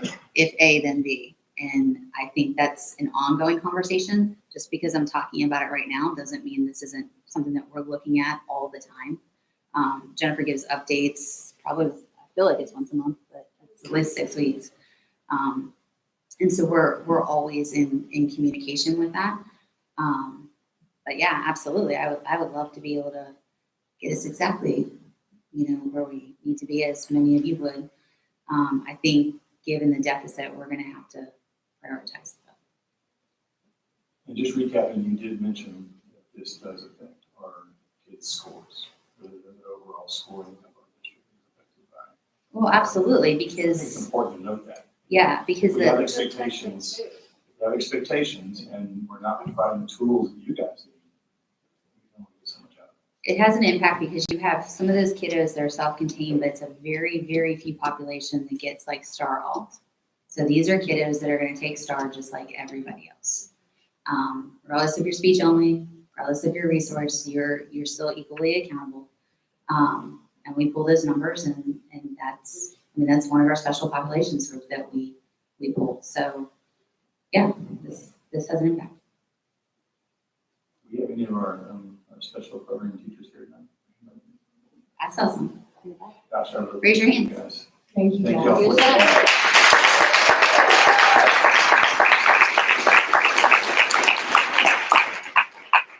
Dr. Wooden, do you know what the impact's going to be of this U.S. Supreme Court ruling that came down last month where Texas is owed? And so we're not going to get $300 million anymore in federal funding for SPED. And okay, I'm sorry to bring that, but I mean, we need to Making me rub my everybody's not aware of forehead, that, Stan. that really, it's 10 million to Dallas, a million to everybody. I mean, every school district's got to get hit, including ours. Yes, So they're and cutting the SHARS program completely. So how's that going to affect us? it will affect us because we do receive SHARS money. I don't know how much. I'd have to look at that. Well, it depends on how much they cut, percentage wise, probably around. Yeah, they're not cutting it all, but a huge percentage. Says results in immediate cuts to the SHARS. Yes, so this does not help our cause. Right. You are correct, Stan. Well, I mean, I don't want to be correct. That's the last thing I want to be. I just want people to know, because it's not gotten a lot of publicity. This happened actually about 7 years ago, and the state of Texas has been fighting it for 7 years, but the U.S. Supreme Court just ruled against Texas on this, and it's going to hit every single school district in the state. And so it's not going to make any of our jobs easier. That doesn't mean we still don't need to find the money to support the programs. We need to. It's near and dear to my heart. My mom was special education director for 30 years, so but I just need everybody to understand expectations and reality of what is coming down. It's not only that the state of Texas is holding up funding for our schools, but the federal government has now ruled against the state of Texas, and that's another big hit, particularly in the SPED area. Yes, and that's a good point. Thank you for bringing that up. I think I chose to block it out, so I appreciate that. I understand why. Anything else?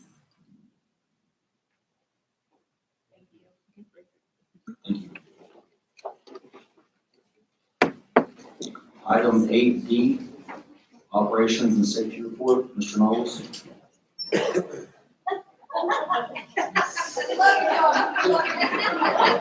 Wow. I got good ones. We need them to stay here. You've got good ones. I've got good news. I'm like, we're fixing to bring this thing up a little bit. I need to hear Thanks for something. coming. Thanks for coming. Hey, thanks for staying when I was up there. All right, as you can see in your board report, work orders are relatively about the same as they've been the last couple of months. Little update on the stadium ADA. We've received 2 options from Corgan for an ADA chairlift at Eagle Stadium. And we're in the process of looking at each of these options to choose which one will provide the best value to the district.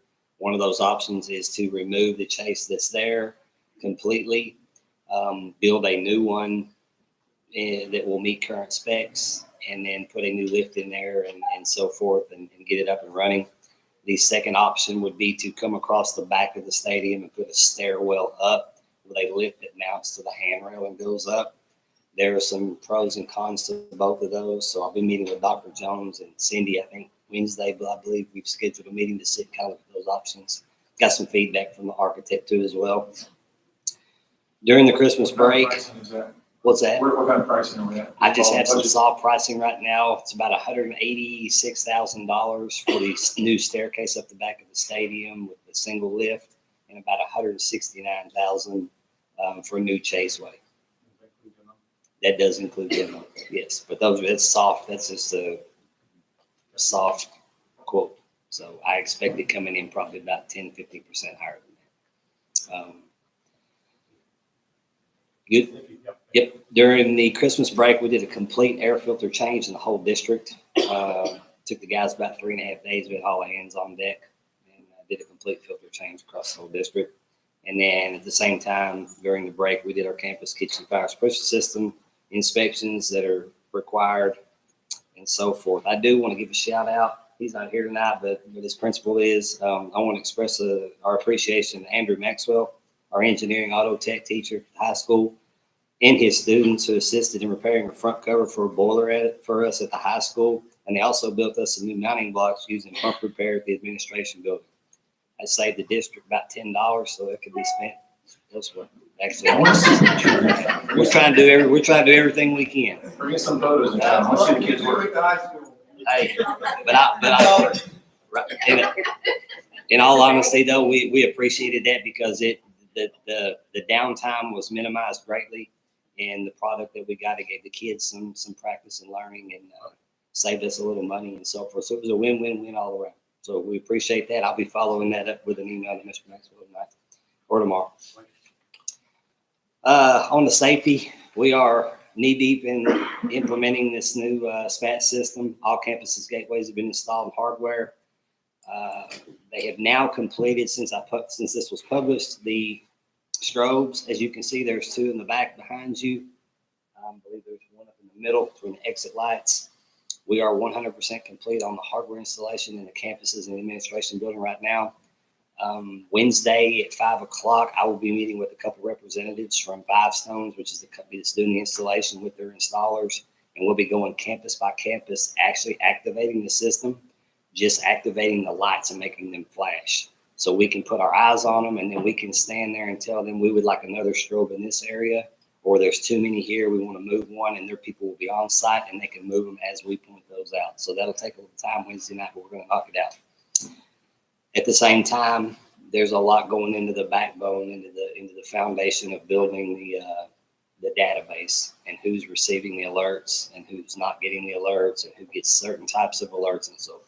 So I'm very optimistic that we are ahead of schedule right now. And what looked like a timeline of completion towards the end of the school year, it's possible we may have this implemented when we return from spring break. In the process of setting up February the 16th as a training day for staff as much as we can, and then following up that following week, and hopefully being able to roll this out when we return from spring break and have it full in operation. As Dr. Jones said earlier, Rain did have its door audit on Friday and passed. Kudos to them. Moving on to the custodial department, we currently have 3 openings. The employee will be filling one of these vacancies on Monday the 22nd, pending approval. If I'm not mistaken, that went through. Applications are currently being vetted in hopes to find candidates for interviews. I want to congratulate a couple of our custodians who just retired. Ms. Juanita Adalpe out at Young after 25 years of service, who cooked her own food and brought to her retirement party last week. And didn't have to, she just chose to do that. And Miss Ibarra, who served the district for 22 years. So kudos to them. Transportation, as of the 12th, which was when I typed this up, or the day or two before I typed this up, we were short 3 drivers. We still are today. I don't know yet. The 2 licensed drivers were interviewed on the 12th that same day, and I'm not sure yet if either one of those panned out. A couple notes that I wrote since this was published. Scoreboard at the middle school. I will be filing the permit this week with the city, even though this work's not going to be scheduled until the summer. I have done some redesign on it based on not having to involve a civil engineer on the structure. If the scoreboard is over 8 feet tall from the ground, if it's a freestanding sign, it's got to have a civil engineer design the structure and stamp it. If it's 8 feet or below, we don't have to have that. Scoreboard companies are telling me that that's pretty standard to do an 8-foot tall scoreboard versus a 10. No issues with it. So I'm leaning in that direction just to eliminate some extra costs that's unneeded, and to hopefully save some time. We're moving on with that. Also, hang on just a second, let's back up to the scoreboard, please. Yes. So is there going to be space on the scoreboard for advertisement? So we originally had a potential group that was going to fund the school board and decided not to. But I am still moving forward with a 20-inch tall, 14-foot wide standalone advertisement piece on top of that scoreboard, which will be white. So we will have the options of selling 1, 2, 3, maybe 4 spots on the top of that scoreboard. It's an extra $825 to add that. I chose to do that. So could that be added on top and bottom? Nah, I don't know that it can be added on the bottom. I'm a little shy of doing the 8 foot just because of being able to reach it. If you went down another 15 or 20 inches below that, now you're down to 6.5, 7 feet. I can check though if you'd like.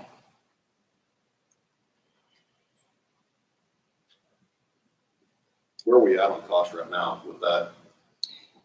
We are at 13.7 minus what the permit's going to cost. 13,725, and that was after they reduced it by the $1,900 that we spent on the portable scoreboard that we rented.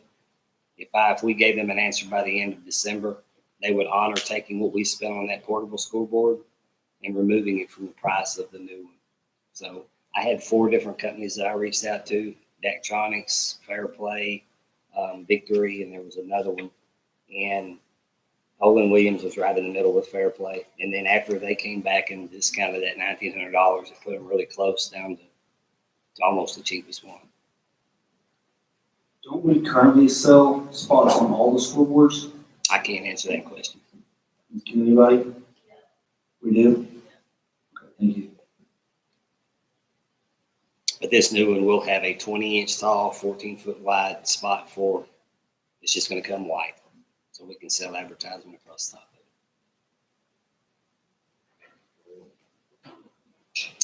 of it. Fencing, we're going to put an RFP out for fencing probably around April at the latest, to do our fencing around the portable buildings, the safety and security fence around the portable buildings and up that walkway. We've decided to hold off until probably April to put that RFP out. I'm afraid putting it out too early, not knowing what costs they're going to do, material costs they're going to do between now and then. I wanted to hopefully rule out eliminating a huge number coming in just so people are covered. So we're going to wait till about April and put that out, which should give us enough time to get it in, have the board approve it. If it's over 50,000, I don't anticipate it being, and being able to move on with that as soon as summer school gets out at the middle school. Michelle and I have talked about what that's going to look like. And then our window film, we're in the process of working with the vendor right now, getting scheduled as soon as school gets out. We'll be able to go around campuses and work around summer school, getting that implemented as well. Did y'all get all the classrooms renumbered? Classrooms? Yeah, all the buildings. Exterior doors? Exterior doors, yes, sir, 100%. Yes, sir. That has been completed. Any questions? It's on your hot list of items that are left open right now. Just give me some big budget hot list things that you're working on. The stadium elevator. Well, it's out as you told us. You have 35 in general, 28 in mechanical, 15 in plumbing. I'm just curious seeing that big items that we need to wear. What numbers were you saying there? Use that number you gave us. Oh, as far as the work. What is open? Yeah, open items. Is there any big, large numbers? No, this is just run of the mill thermostats, not right. I mean, you'd be surprised at how many work orders we get come in. My room's hot. My room's cold. No, I'm just asking for big items that we may need to be concerned about. I don't anticipate. We just had a boiler repaired by a contractor at RAN. Friday, I believe they finished it, which was a big item. It's probably going to run about $3,000 or $4,000. I don't foresee anything right at the moment. However, both urinals are stocked up in the men's restroom as we speak, so I don't think it's going to be an expensive item to fix. But I don't see anything right now that's got a red flag that's on my board. What about it's going to run us a playground ton in of money. Carson? I mean, there was some yard going to order some parts over there. Is Carson up and running? The slide. I'm not sure. It was fenced We had- off. Yeah, area that was fenced We had off. a slide that was broke that had like a 3-month lead time on a new slide, which is kind of common for, depending on the manufacturer of the playground equipment. And I'm not mistaken, it's been completed. It's Craig already left. I believe that's been completed. I think it was completed about a month ago. Okay, thanks. What about the retaining wall? I have not done anything on that. I reached out to FX5 back in December and haven't heard back from him.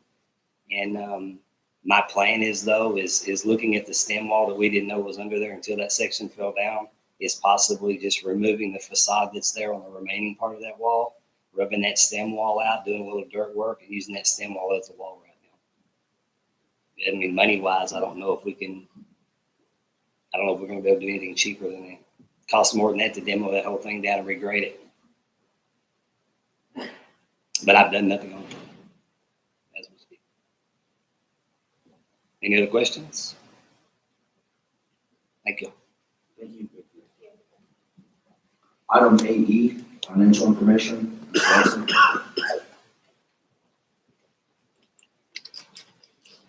You have your financials in the board book. You'll notice that revenue last year at this time, we were at 53%. Right now, we're sitting at 41.8%. A lot of that, the majority of that is in our tax collections are down this year, which with the economy and the way inflation is, that is kind of expected. We'll know more where we shake out by the 1st of February, end of January, because that's when you have to pay your taxes before the penalties kick in. As far as expenditures, we are right about 0.9% higher than what we were last year, but part of that is due to the insurance going up. That had to be a payment made first at the very beginning, and then there were some software payments that were made at the beginning. So other than that, we're right on track, the same as we were in previous years. And you can see the revenue for tax revenue. If you look at the revenue detail sheet, last year at this time we were at 47.1%, and this year we're at 35%. So we're down 12% in our tax collections for the year. And the SHARS number is what we had budgeted for $500,000, Stan, and hopefully we will get 300,000 thereabouts, 250 to 300,000 on that. And we do have an appeal in though with the SHARS on them lowering our cost report. And so, but that's not due until January 31st, and then it goes through the whole process. So we won't know anything on that for a while. Food service, the profit last year was 179. We're sitting at 32,000 right now. Part of that is the lag in filing of some of the claims because of the cyber incident. We're kind of behind on we have to amend some reports and go back on that. Debt service, again, we haven't made a debt payment yet. The first debt payment will be due in February. And then you have the investment report in there this month as well for the first quarter. I did want to note that last year at this time, our interest rate was 3.6%. This year we're sitting at 5.3% in interest. So first quarter of 22-23 school year, we had gained $123,000 in interest. This year, you're sitting at $237,000. So, any questions? Nope. Thank you. Thank you. Well, on your expenditures, I saw, is there a vehicle purchase? What did we buy? The vehicle that was in the budget for the maintenance department.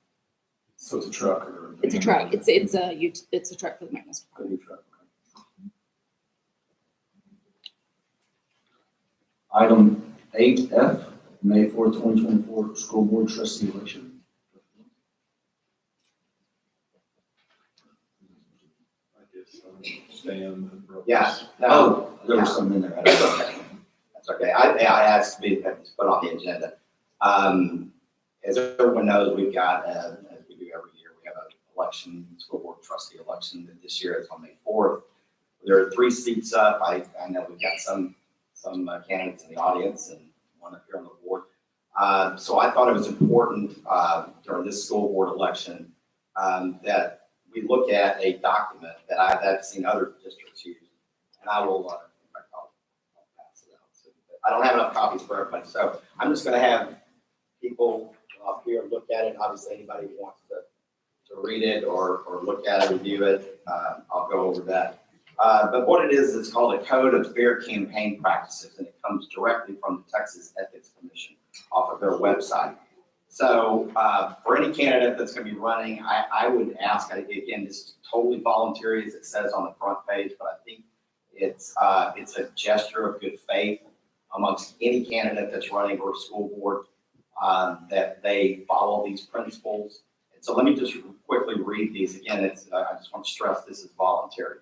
I will conduct the campaign openly and publicly and limit attacks on my opponent to legitimate challenges to my opponent's record and stated positions on issues. Number 2, I will not use or permit the use of character defamation, whispering campaigns, libel, slander, or scurrilous attacks on any candidate or the candidate's personal family life. I will not use, number 3, I will not use or permit any appeal to negative prejudice based on race, sex, religion, or national origin. Number 4, I will not use campaign material of any sort that misrepresents, distorts, or otherwise falsifies the facts, nor will I use malicious or unfounded accusations that aim at creating or exploiting doubts without justification as to the personal integrity or patriotism of my opponent. Number 5, I will not undertake or condone any dishonest or unethical practice that tends to corrupt or undermine our system of free elections or that hampers or prevents the full and free expression of the will of voters, including any activity aimed at intimidating voters or discouraging them from voting. Number 6, I will defend and uphold the right of every qualified voter to full and equal participation in the electoral process and will not engage in any activity aimed at intimidating voters or discouraging them from voting. Number 7, I will immediately and publicly repudiate methods and tactics that may come from others that I have pledged not to use or condone. I shall take firm action against any subordinate who violates any provision of this code or the laws governing elections. There's also an addendum that I put together that I think is that I also think needs to be included in this. Number 1, I will file timely campaign finance reports during the election period in accordance with the Texas Ethics Commission. Number 2, I will not form a general purpose political action committee, GPAC, for the purpose of delaying filing campaign finance reports after the conclusion of the election. Number 3, I will not form a political action committee that is administered by a current Decatur ISD school board member or a member of their immediate family. Number 4, I will not accept financial or in-kind contributions from any person that the Texas Ethics Commission is determined to have committed violations to the election code and fined accordingly. We talked a lot about transparency and how we can rebuild the trust in the public. I think this is a good step. Like I said, there have been many school districts around us that have done this, and it has had that effect. So with any candidate that wants to sign this, again, strictly voluntary, you would sign it, and it would be given to Laura, who would hold those in the superintendent's office. If anybody has any questions up here, I'll be happy to answer those. Laura, which one of these are both of these in there? First one is with the second one, isn't it?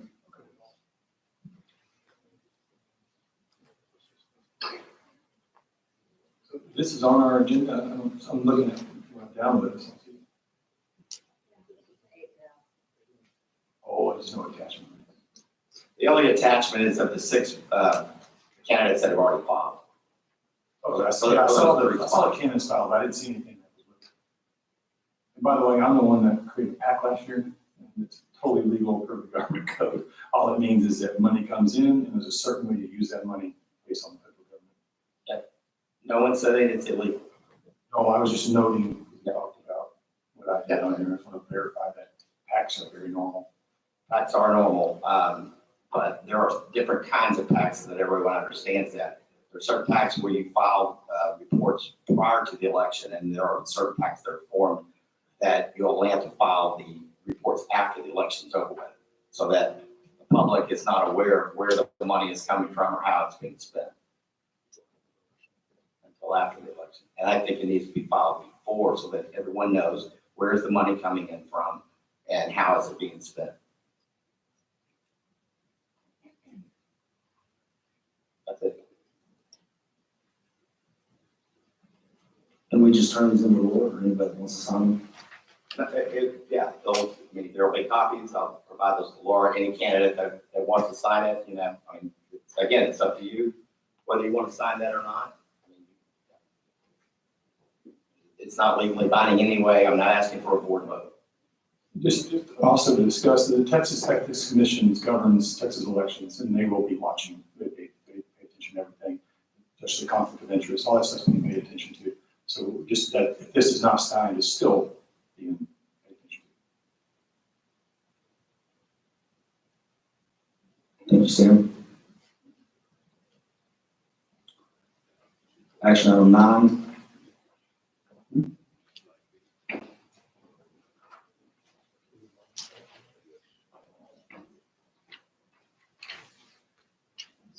Item 9B, local policy update 122. Dr. Jones. Okay, TASB policy update 122 was in your packet for review last month, and you had a month to look that over.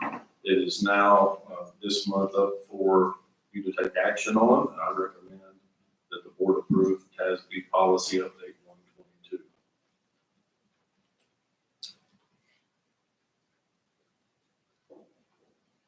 Do you have a motion?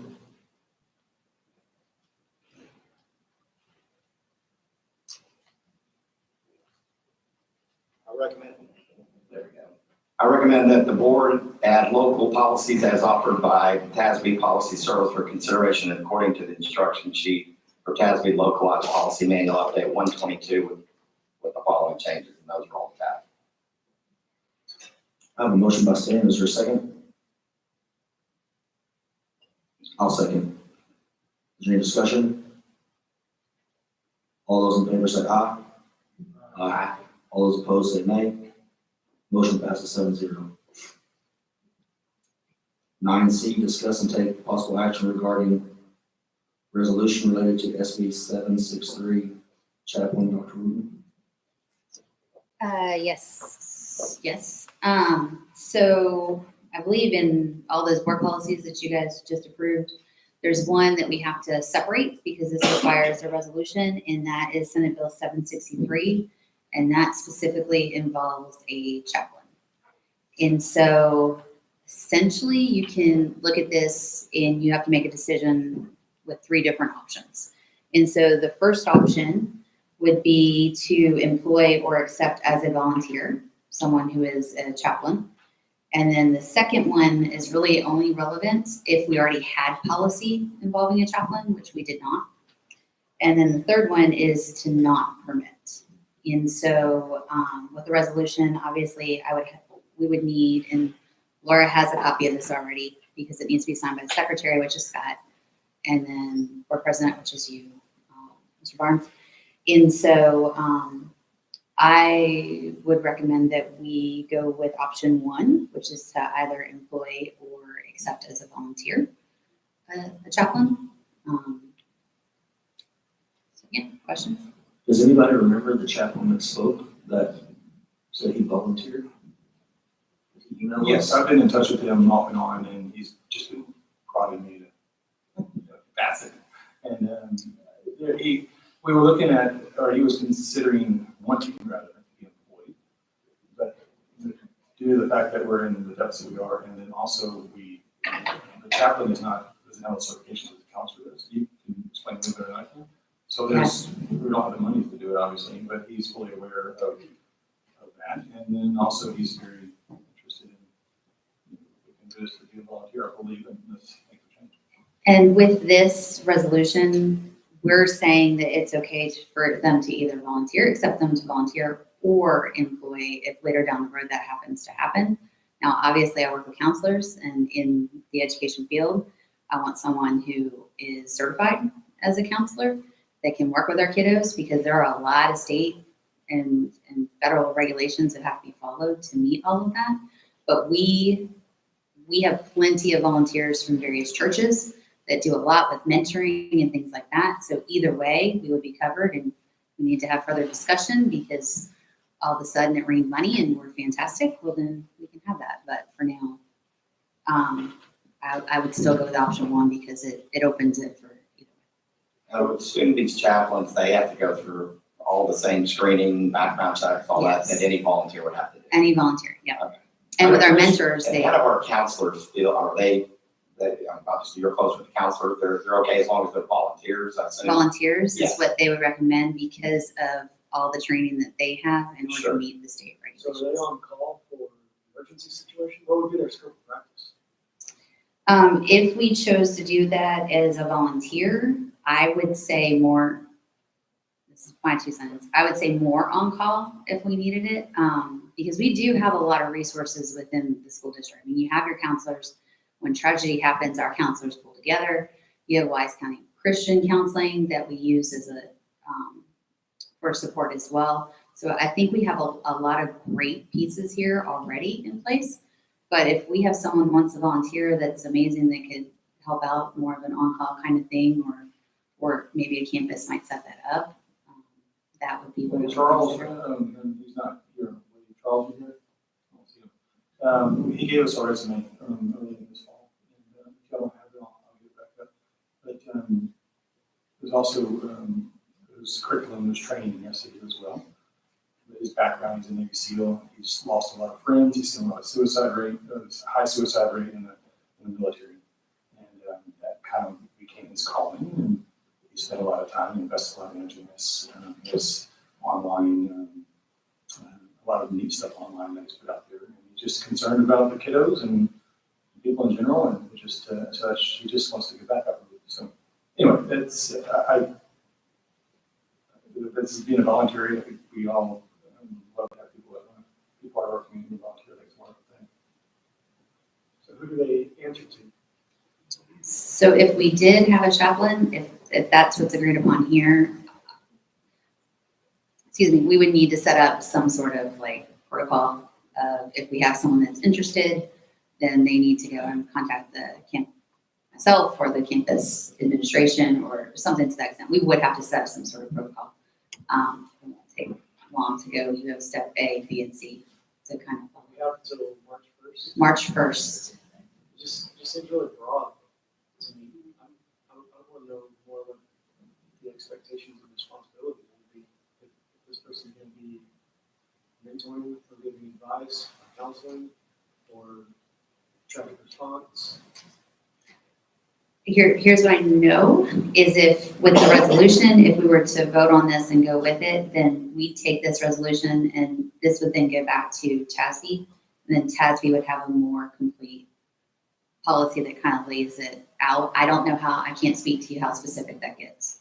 But in reading all the information, that was what was recommended. Dr. Jones might have something else that he knows about, but it would be you guys have to decide that we would do it as a volunteer and or employment.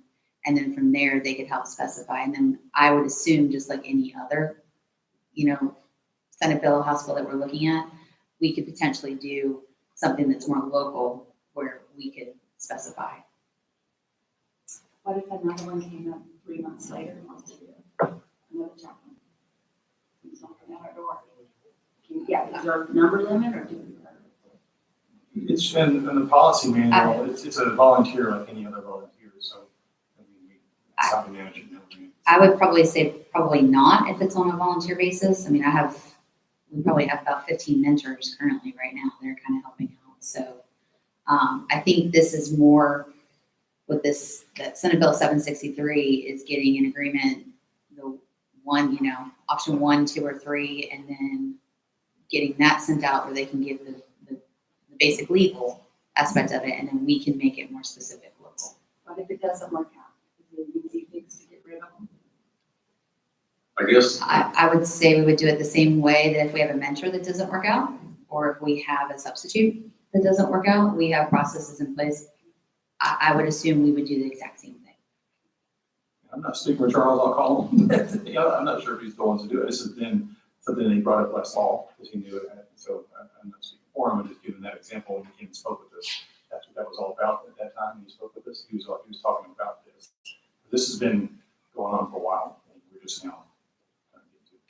And to go back to your statement, Jonathan, with this, it would be broad. And if we wanted to go more specific, or, I could talk to counselors and say specifically, what are some things you guys look for?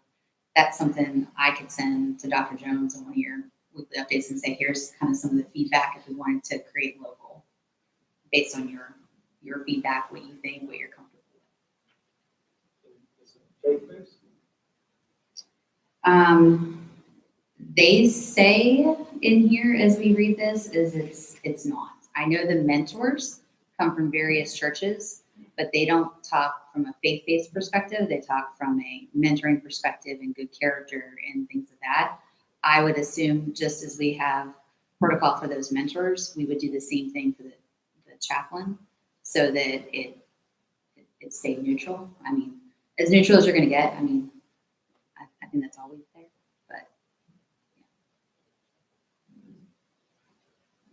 Something I want to jump in and say that I should have put in my superintendent report. We're definitely praying for everyone in Paradise for the tragedy they went through. And in my mind, that would definitely be a situation where, any time tragedy strikes. And Will Brewer, their superintendent, and I went through first-time superintendent's academy in 2010.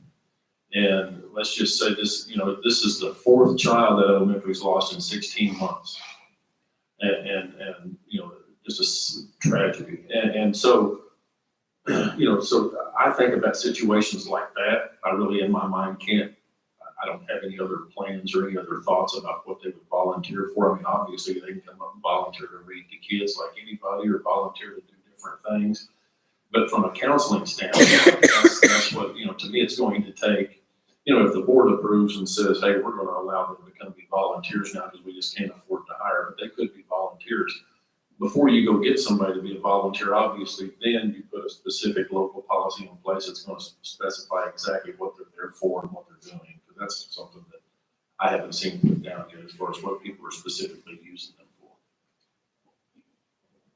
So Jonathan, one of the other things that I had reached out to one of the employees of the district that was able to talk to the local PD, and they contract. They don't have somebody there. Your fire department may do the same thing. That may be an option that we look at. We just have to sooner or later vote on this. So we may not have to have somebody here every day. it would be sooner because we have to do this by March, which means we would have to do this in February. So basically, this vote, if we vote for it, is just to then take steps towards creating. Yeah, this resolution is strictly saying that you as a board are willing to either employ or accept them as a volunteer. We locally, in talking with, the stakeholders that we should talk to, could create a little bit more specificity from a local perspective and then get with TASB to add that. But don't our youth directors volunteer anyway? A lot of our youth directors volunteer, you reckon that this right here?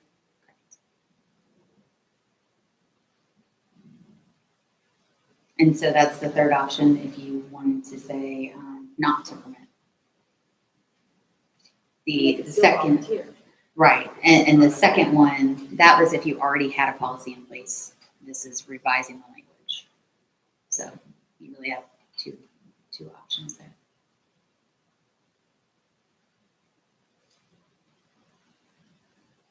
So Doug, would they be like overstepping on the counselor? What are you doing? 'Cause you just mentioned all of our counselors flood to a situation like that.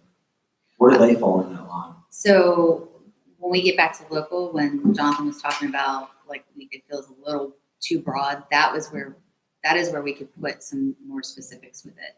That we might say that when they volunteer, they strictly stick with a particular campus that their kids go to, or we might say in an emergency situation where we could look at it from a Wise County perspective, like with Paradise.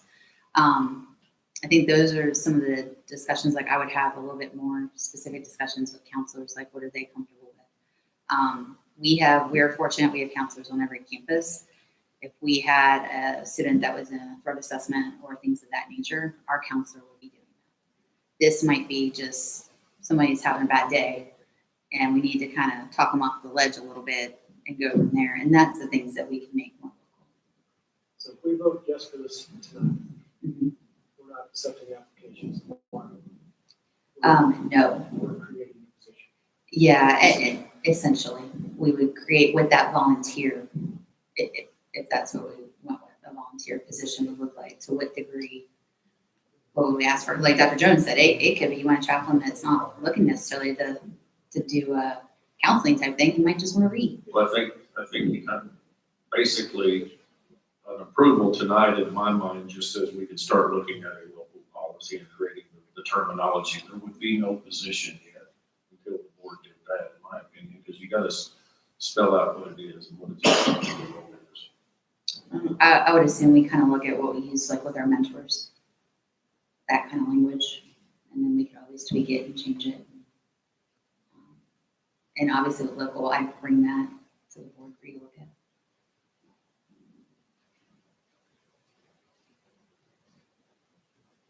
Anything else?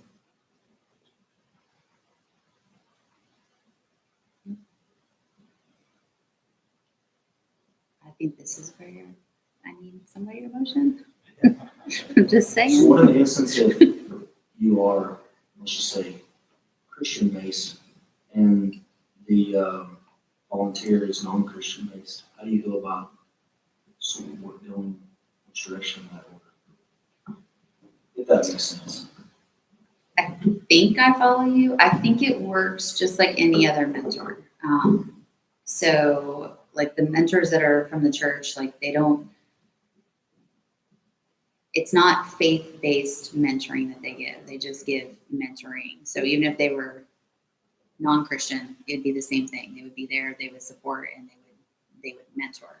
Also understand, like, let's take emergencies to the side, like with mentoring and stuff like that. That's parent permission. Like there's a whole lot of checks and balances that go with that before any volunteer, after the checks and background checks and stuff like that, could do that. So that I know when I did mentor programs that came from the church on my campus, that was a question that came up, is if they're a Christian or not. And, you know, I would be honest with what that was. And we had some that were not comfortable with it. And we had some that were. And that's where that parent piece would be a piece of this, I would assume, for protocol. And heaven forbid we ever get in a situation like that in a paradise, but when those tragic things happen, I know the county responds. They do. Other counselors from other districts respond. Our Wise County Christian Counseling responds. So do you see this as a need? Are we short when it comes to like something that might possibly happen like that? I don't see us short per se. I think we utilize our resources really, really well. I think this is one of those things that the state has decided that this is important and they want to do a Senate bill with it. And therefore it's one more thing that we're going to need to put into place. And I agree, regardless of the resolution that we move forward with, whatever it is, we're going to have to get very specific from a local policy perspective, because this is a Senate bill. So A and B are going to have to be hand in hand. And so, like I think said, we can define, I don't know if you ever lost a life and you had a chaplain in the hospital come up to you and you might not want to talk. Next thing you know, you're talking to a guy for hours. And pretty sure later on, for me, that was that way when my dad passed. I was grateful that I had somebody to reach out to. Just grief is hard. Everybody's going to handle it differently. To have somebody there that maybe you want to have somebody to talk to, maybe you don't, but I don't think we're going to force it on them. But if having a resource there, there's someone to call up that is been in a situation, why would we throw away a resource, an opportunity to volunteer? That seems silly to me. All we're going to do is define how that volunteer can and cannot handle themselves. And My issue wouldn't be with forcing it on them. My issue would be more on giving some advice, which our vetting system to make sure that they have tools.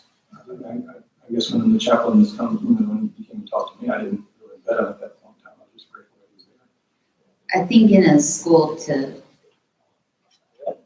be safe with everything, and it's children, if moving forward, whatever is decided with this board for it, it's going to be the local policy and the attention to detail that matters and will be necessary. And That makes sense. these guys are certified, by the way. I guess they have to go and take a certification. It's not just showing up. How would you go about turning someone down if they wanted to volunteer?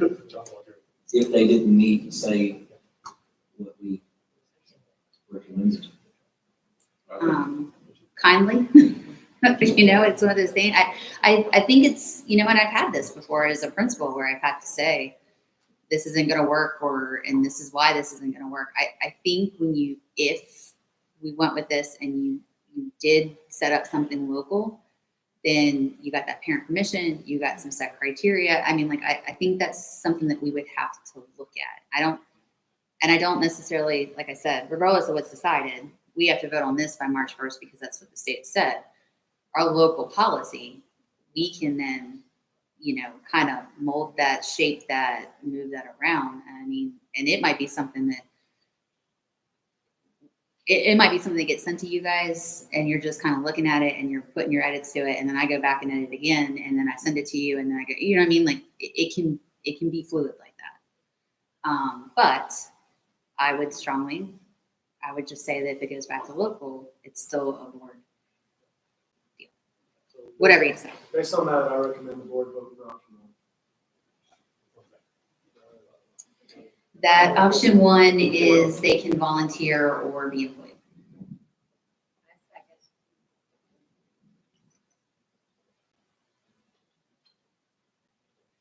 I have a motion by Jonathan and a second by Sandy. Is there discussion? I think there's too many unanswered questions. I feel like, there's a lot of things that we don't know about this yet. I'm not saying a chaplain's a good thing, a bad thing, I'm not. But there's too many unanswered questions. It's coming as a Senate bill. We don't know what they may even change it to later. Who knows how they might work something in there. There's truth there. I just feel very uncomfortable doing that in an elementary when we don't have a need for that yet. We have a lot of people that respond when we have tragedy. I agree. Just noting that our local policy can be edited at any given time. We can change our local policy just any month of the year. It's just a vote. So that's not legal, it's local, and we can adapt. Jonathan, for instance, is a chaplain, I didn't know that until 5 seconds ago. He can help lead this way. We can create a local policy that fits Decatur. That's why I have a local I did policy. not realize that either. If you're ready for all the questions I got for you. And, we can create this in a way that's what we do. That's what the board's here for, is to create local policy. And we can create a good policy. Just an idea. And this is just creating the policy that So- we could accept a volunteer. Would that be an approval that So- we have to? This Correct. is specific to the resolution. You're either accepting option 1, option 2, option 3. That is what you're doing right now. What you're all saying, and I agree, is that if this, then we would have to have a local policy, which I'm sure most districts, if they're agreeing to this, because it's all starting to happen now, would have a local policy. I'll actually start looking and seeing what some of them say. To add some of the specific set criteria, what about, because you got faith-based, you do have a lot of questions. I don't question what Melanie's saying there. This is just where we are with what we have to make a decision for one of these. I would prefer to table it so we had more information. This is all very new. So do you want to bring it back we would need to bring it back for February? Yes. Because March 1st we're not gonna be back for that. This has been going on for quite some time, guys. We're kind of running down the last second. We got a month. So can I ask with this, if we table this, do you want me to maybe start talking with Jonathan and just some of the counselors of some key bullet points of what the local policy would look like? So that's ready to Talk to go? your counselors about that. Oh yeah, I'm gonna be talking to counselors, trust me. I'm sure they're texting as I speak. And so do you want, my question is so that you're, best prepared, would you like me to come to the table with some of the things the counselor said, feedback from them and so forth? Well, we already have a motion and a second. No, it's just a discussion. Yeah, that's true. So Oh yeah, so I just stop. we have to vote on it, but I'm Yes, just okay. explaining why my vote would be what it is. So everybody understands I'm not against it. I just don't fully, completely understand it, and I don't feel comfortable with making a decision. And a chaplain can volunteer without this piece of paper. They can go fill out the background check and they can volunteer in school. We don't have to have that piece of paper. That's correct. They can volunteer. Yep. Okay, so I'm just gonna shut up, Dylan, and you can go finish. Is there any more up your- discussion? All those in favor say aye. Aye. All those opposed say nay. Nay. Motion passes 4-3. So I will have those items ready for you so that you can see a little bit. Item 9D. Discuss and take possible action regarding resignation incentive for professional personnel. Okay, in the past, we've, in order to try to recruit and hire qualified and certified personnel, obviously knowing we're going to have vacancies as early as possible is important. And in the past, we've offered an early resignation incentive of $500 if they resign between now and March 1st, and $250 if it's between March 2nd and April 1st. So that is being brought to the board for consideration. Discussing. I do not want to incentivize anybody to leave right now, especially in a deficit budget. If they want to leave, they leave, but I'd rather them stay. I'd rather incentivize them to stay, not incentivize them to leave. That's my opinion.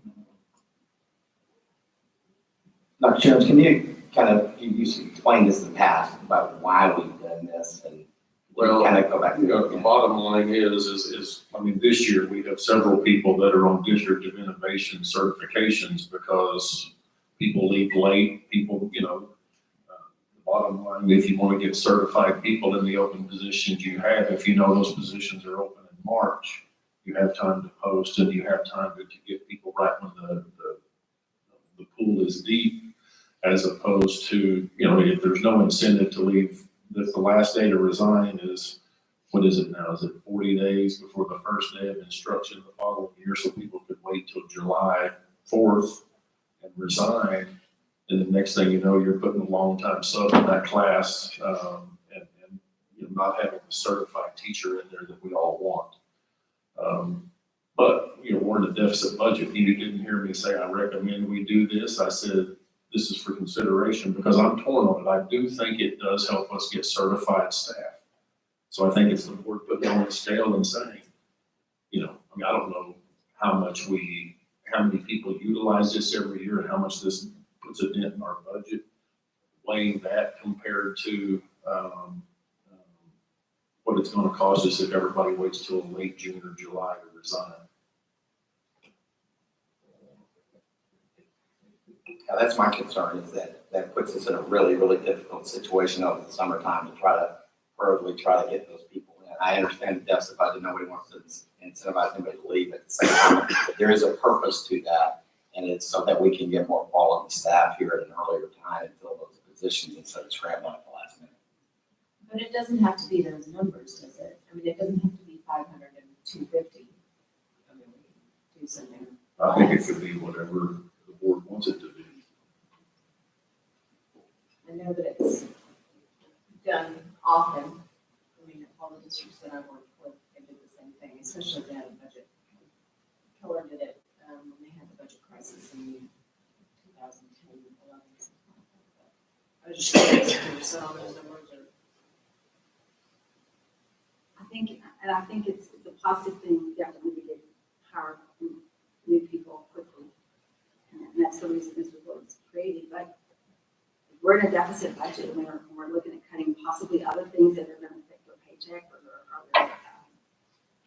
the December check, longevity check. I think they would look for this, cut this before they cut something else. So I know this is a good thing for those leaving, but when you weigh it, I think this is something to make people hope for sure. And I don't know how much it usually is for American about. Last year we paid $11,250, and possibly having the people who left the district do the early resignations.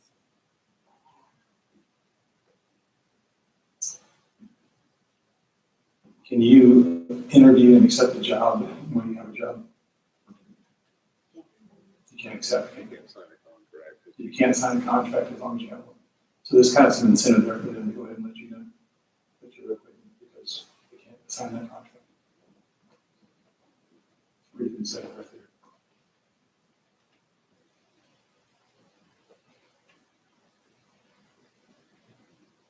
Do I have a motion?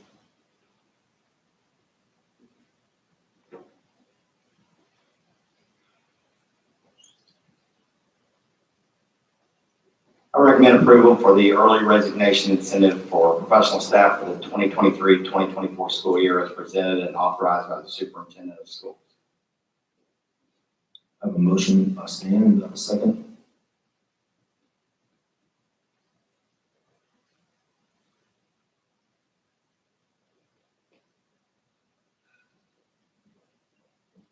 Item fails due to the lack of a second. Moving on, action item 9E, consider and take possible action regarding new SHAC members. Dr. Wooten.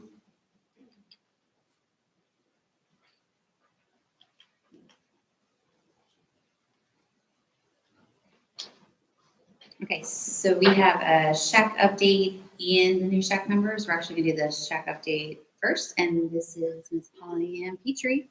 She is the chair for SHAC, and so she's actually gonna go through with this, and I'm just getting it set up so it's ready to go.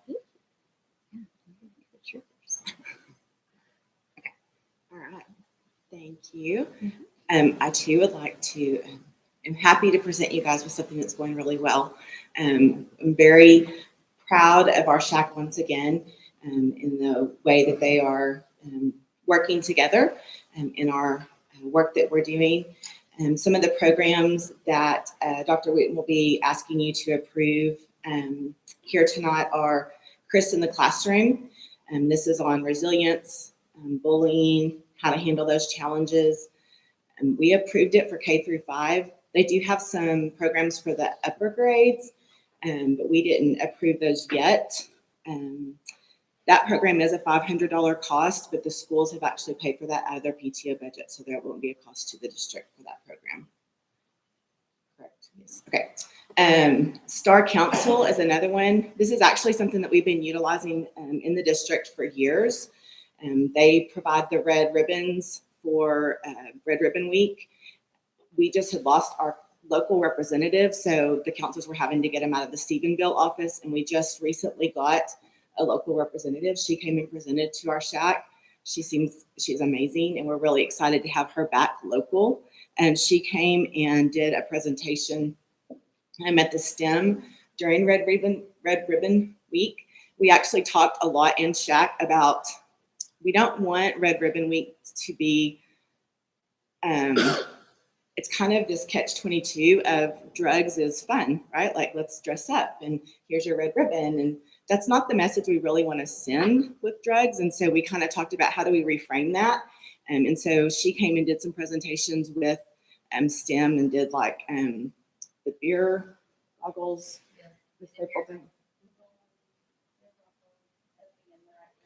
Stepping in the right direction.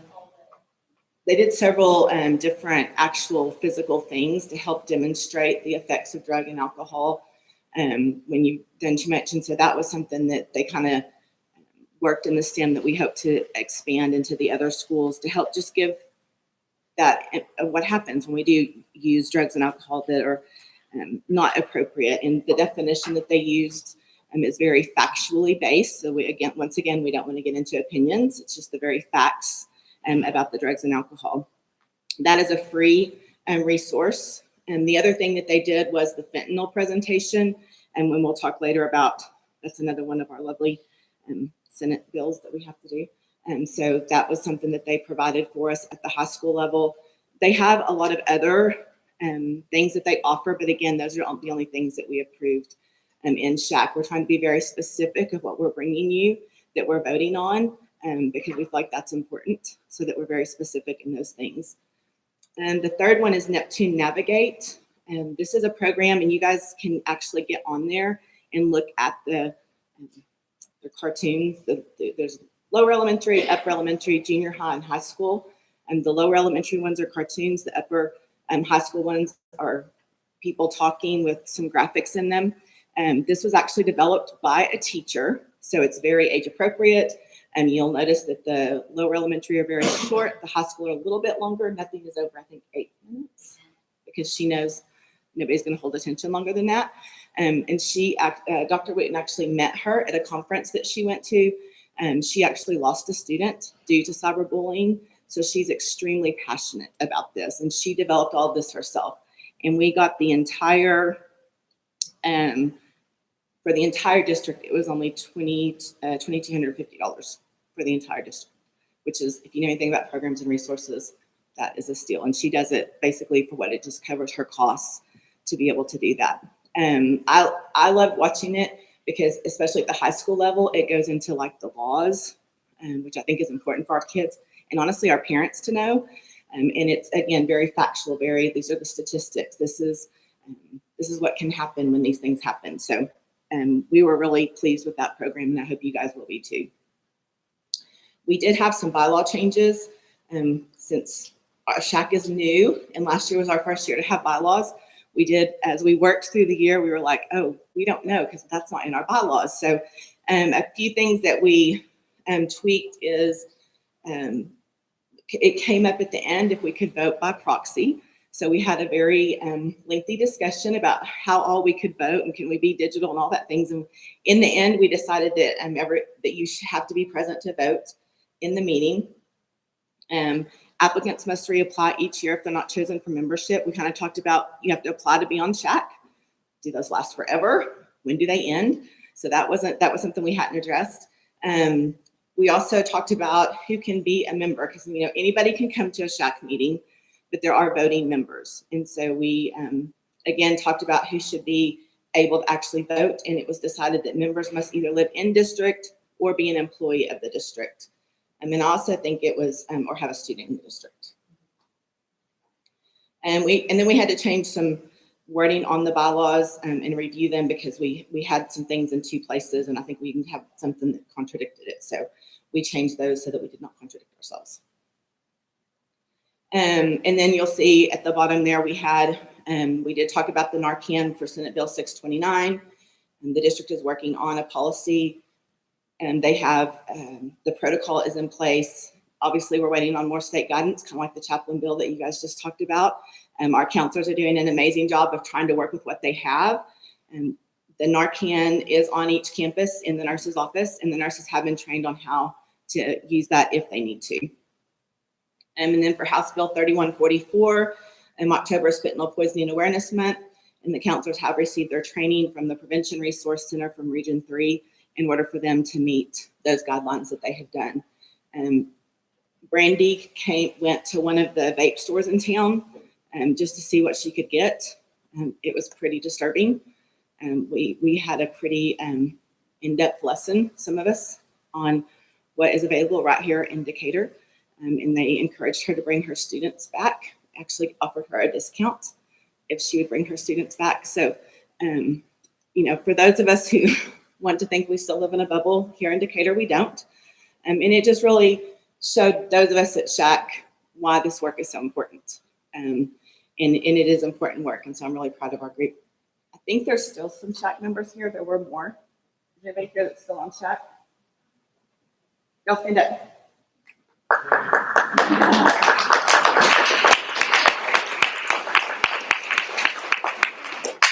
So we're still meeting monthly, even though we're only required to meet, I think, 4 times a year. And we're still meeting monthly because we still have lots of work to do to catch up. And so I'm very proud of this group for what they're doing. We do have our opt-in and opt-out enrollment form. It is online. And then the calendar that the counselors have put together is, if you haven't looked at it, I really do encourage you to. Parents that are here, look at the calendar. Okay, show it. So if we go here, I'm going to do the year at a glance. I encourage you to go in and look on our website, because if you go onto our website and you go into departments and you look under health services, if you click on that, everything's on there. But year at a glance, this is what our counselors have been working on. So every single month, you have your month, your content, your resource, the lessons, and then notes off to the side. This is on our website, so you can see all of this. Do you have recordings of your meetings? Yes, yeah. By law, you have to. Well, you could either do video or audio. We do audio. She's doing a great job of transparency. Oh, okay. An awesome job. I'm sorry, I'm just used to Everything's answering. online. If you missed the SHAC meeting, they're all there. You can go check it out. And so you can see September, October, November. Like, you just keep scrolling and it's all there. January, we just added some things, and every month, like we we show this to the SHAC members. And then February, obviously, March, we have more that we need to add. We'll put some of the basics down just because we know that that's what we have to do because of Senate bills and stuff, but these are the things. And this is online for parents that are in here. This is not something just the board has access to. This is online for parents. I'm also was very pleased. We had our first 180. You guys approved the 180 degrees program to come in for the sex ed piece of this. And we had our first parent presentation last week. We had a fair turnout of parents. The presenter was amazing. And I loved how he continually talked about how with the very touchy subjects, he will tell them, go home and ask your parents, go home and ask your parents.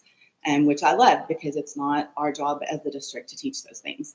And so it was very reassuring to hear him actually say, as he talked to parents, that is what he will do, is tell them to go home and ask their parents. His will be very factual, and anything that is an opinion or a moral issue, it will be go home and ask your parents. And he really pushed that this was to open conversations for them, for us as parents to have with our kids. It's not for the school to teach those things. So I think that's all that I have. So in that presentation, so he pretty much presents to the parents what he's going to present to the kids. High points, he hit the high points. However, he did offer to show all of the slides for anybody that wanted to stay and see them. So you can pretty much give your kid a heads up on kind of what's coming. Yes, he did. He actually, is it okay to say? Okay, he did actually say that he warned the parents that all of their kids would probably come home and tell them that they all have herpes, because they distinguish between the herpes 1 and herpes 2 virus, and that everybody has, herpes in their body. So he did give us a heads up that all of our kids would probably come home and tell us that they have herpes. So, but yes, he did offer to show the slideshows to all of the students. And that's just a taste of what we talk about in SHAC. So if anybody would like to join us or come to the meetings, it is open to the public. Any other questions?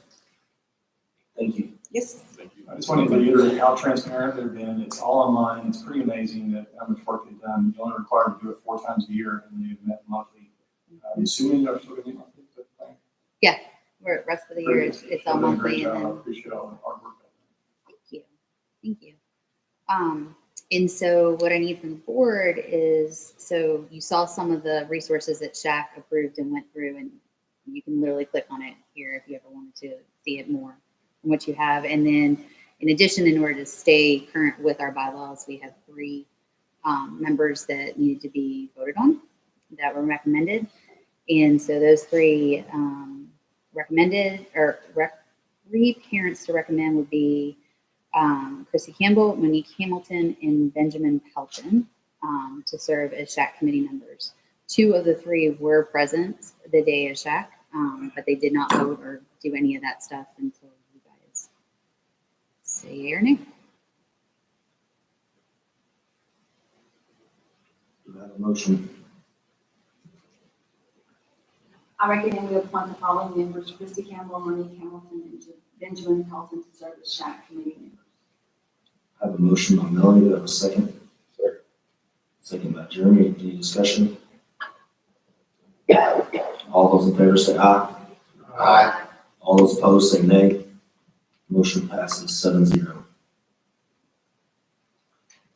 9F, consider the approval of order of election for May 4th, 2024, Decatur ISD general election to the trustees for place 5, 6, and 7.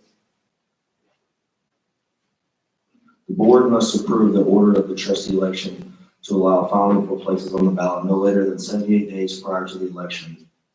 The appropriate order will be posted as required by law to specify related dates and polling place.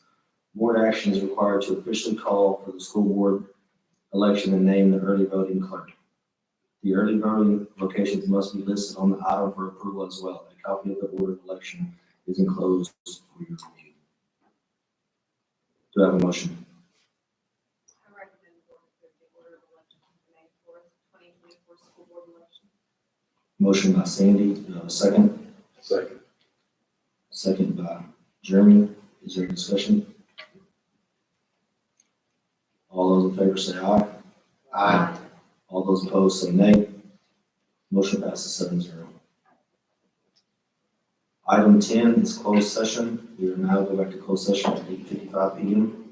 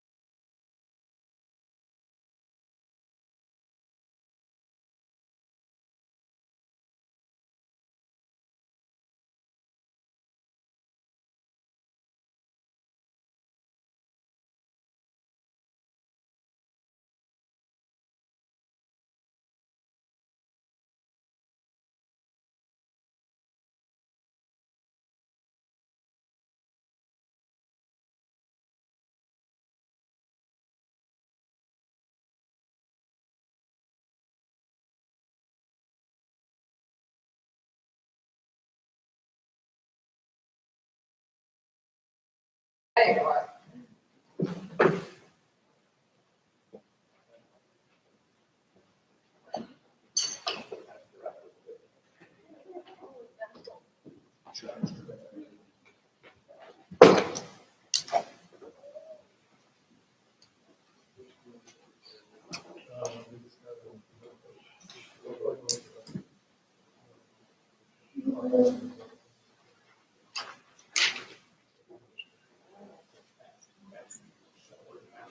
We are back into open session at 9:12 PM.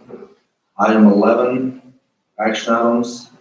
11A, discuss and take possible action on employment of personnel for 23-24 school year. They were recommending that the board hire Amy Hunter as a diagnostician for the 23-24 school year. Is there any discussion? Do I have a motion? I recommend approval of the professional staff for the 23-24 school year as presented and authorize the superintendent to issue the appropriate contract to the employee system. I have a motion by Melanie. Do I have a second? Second. Second by Stan. Any discussion? All those in favor say aye.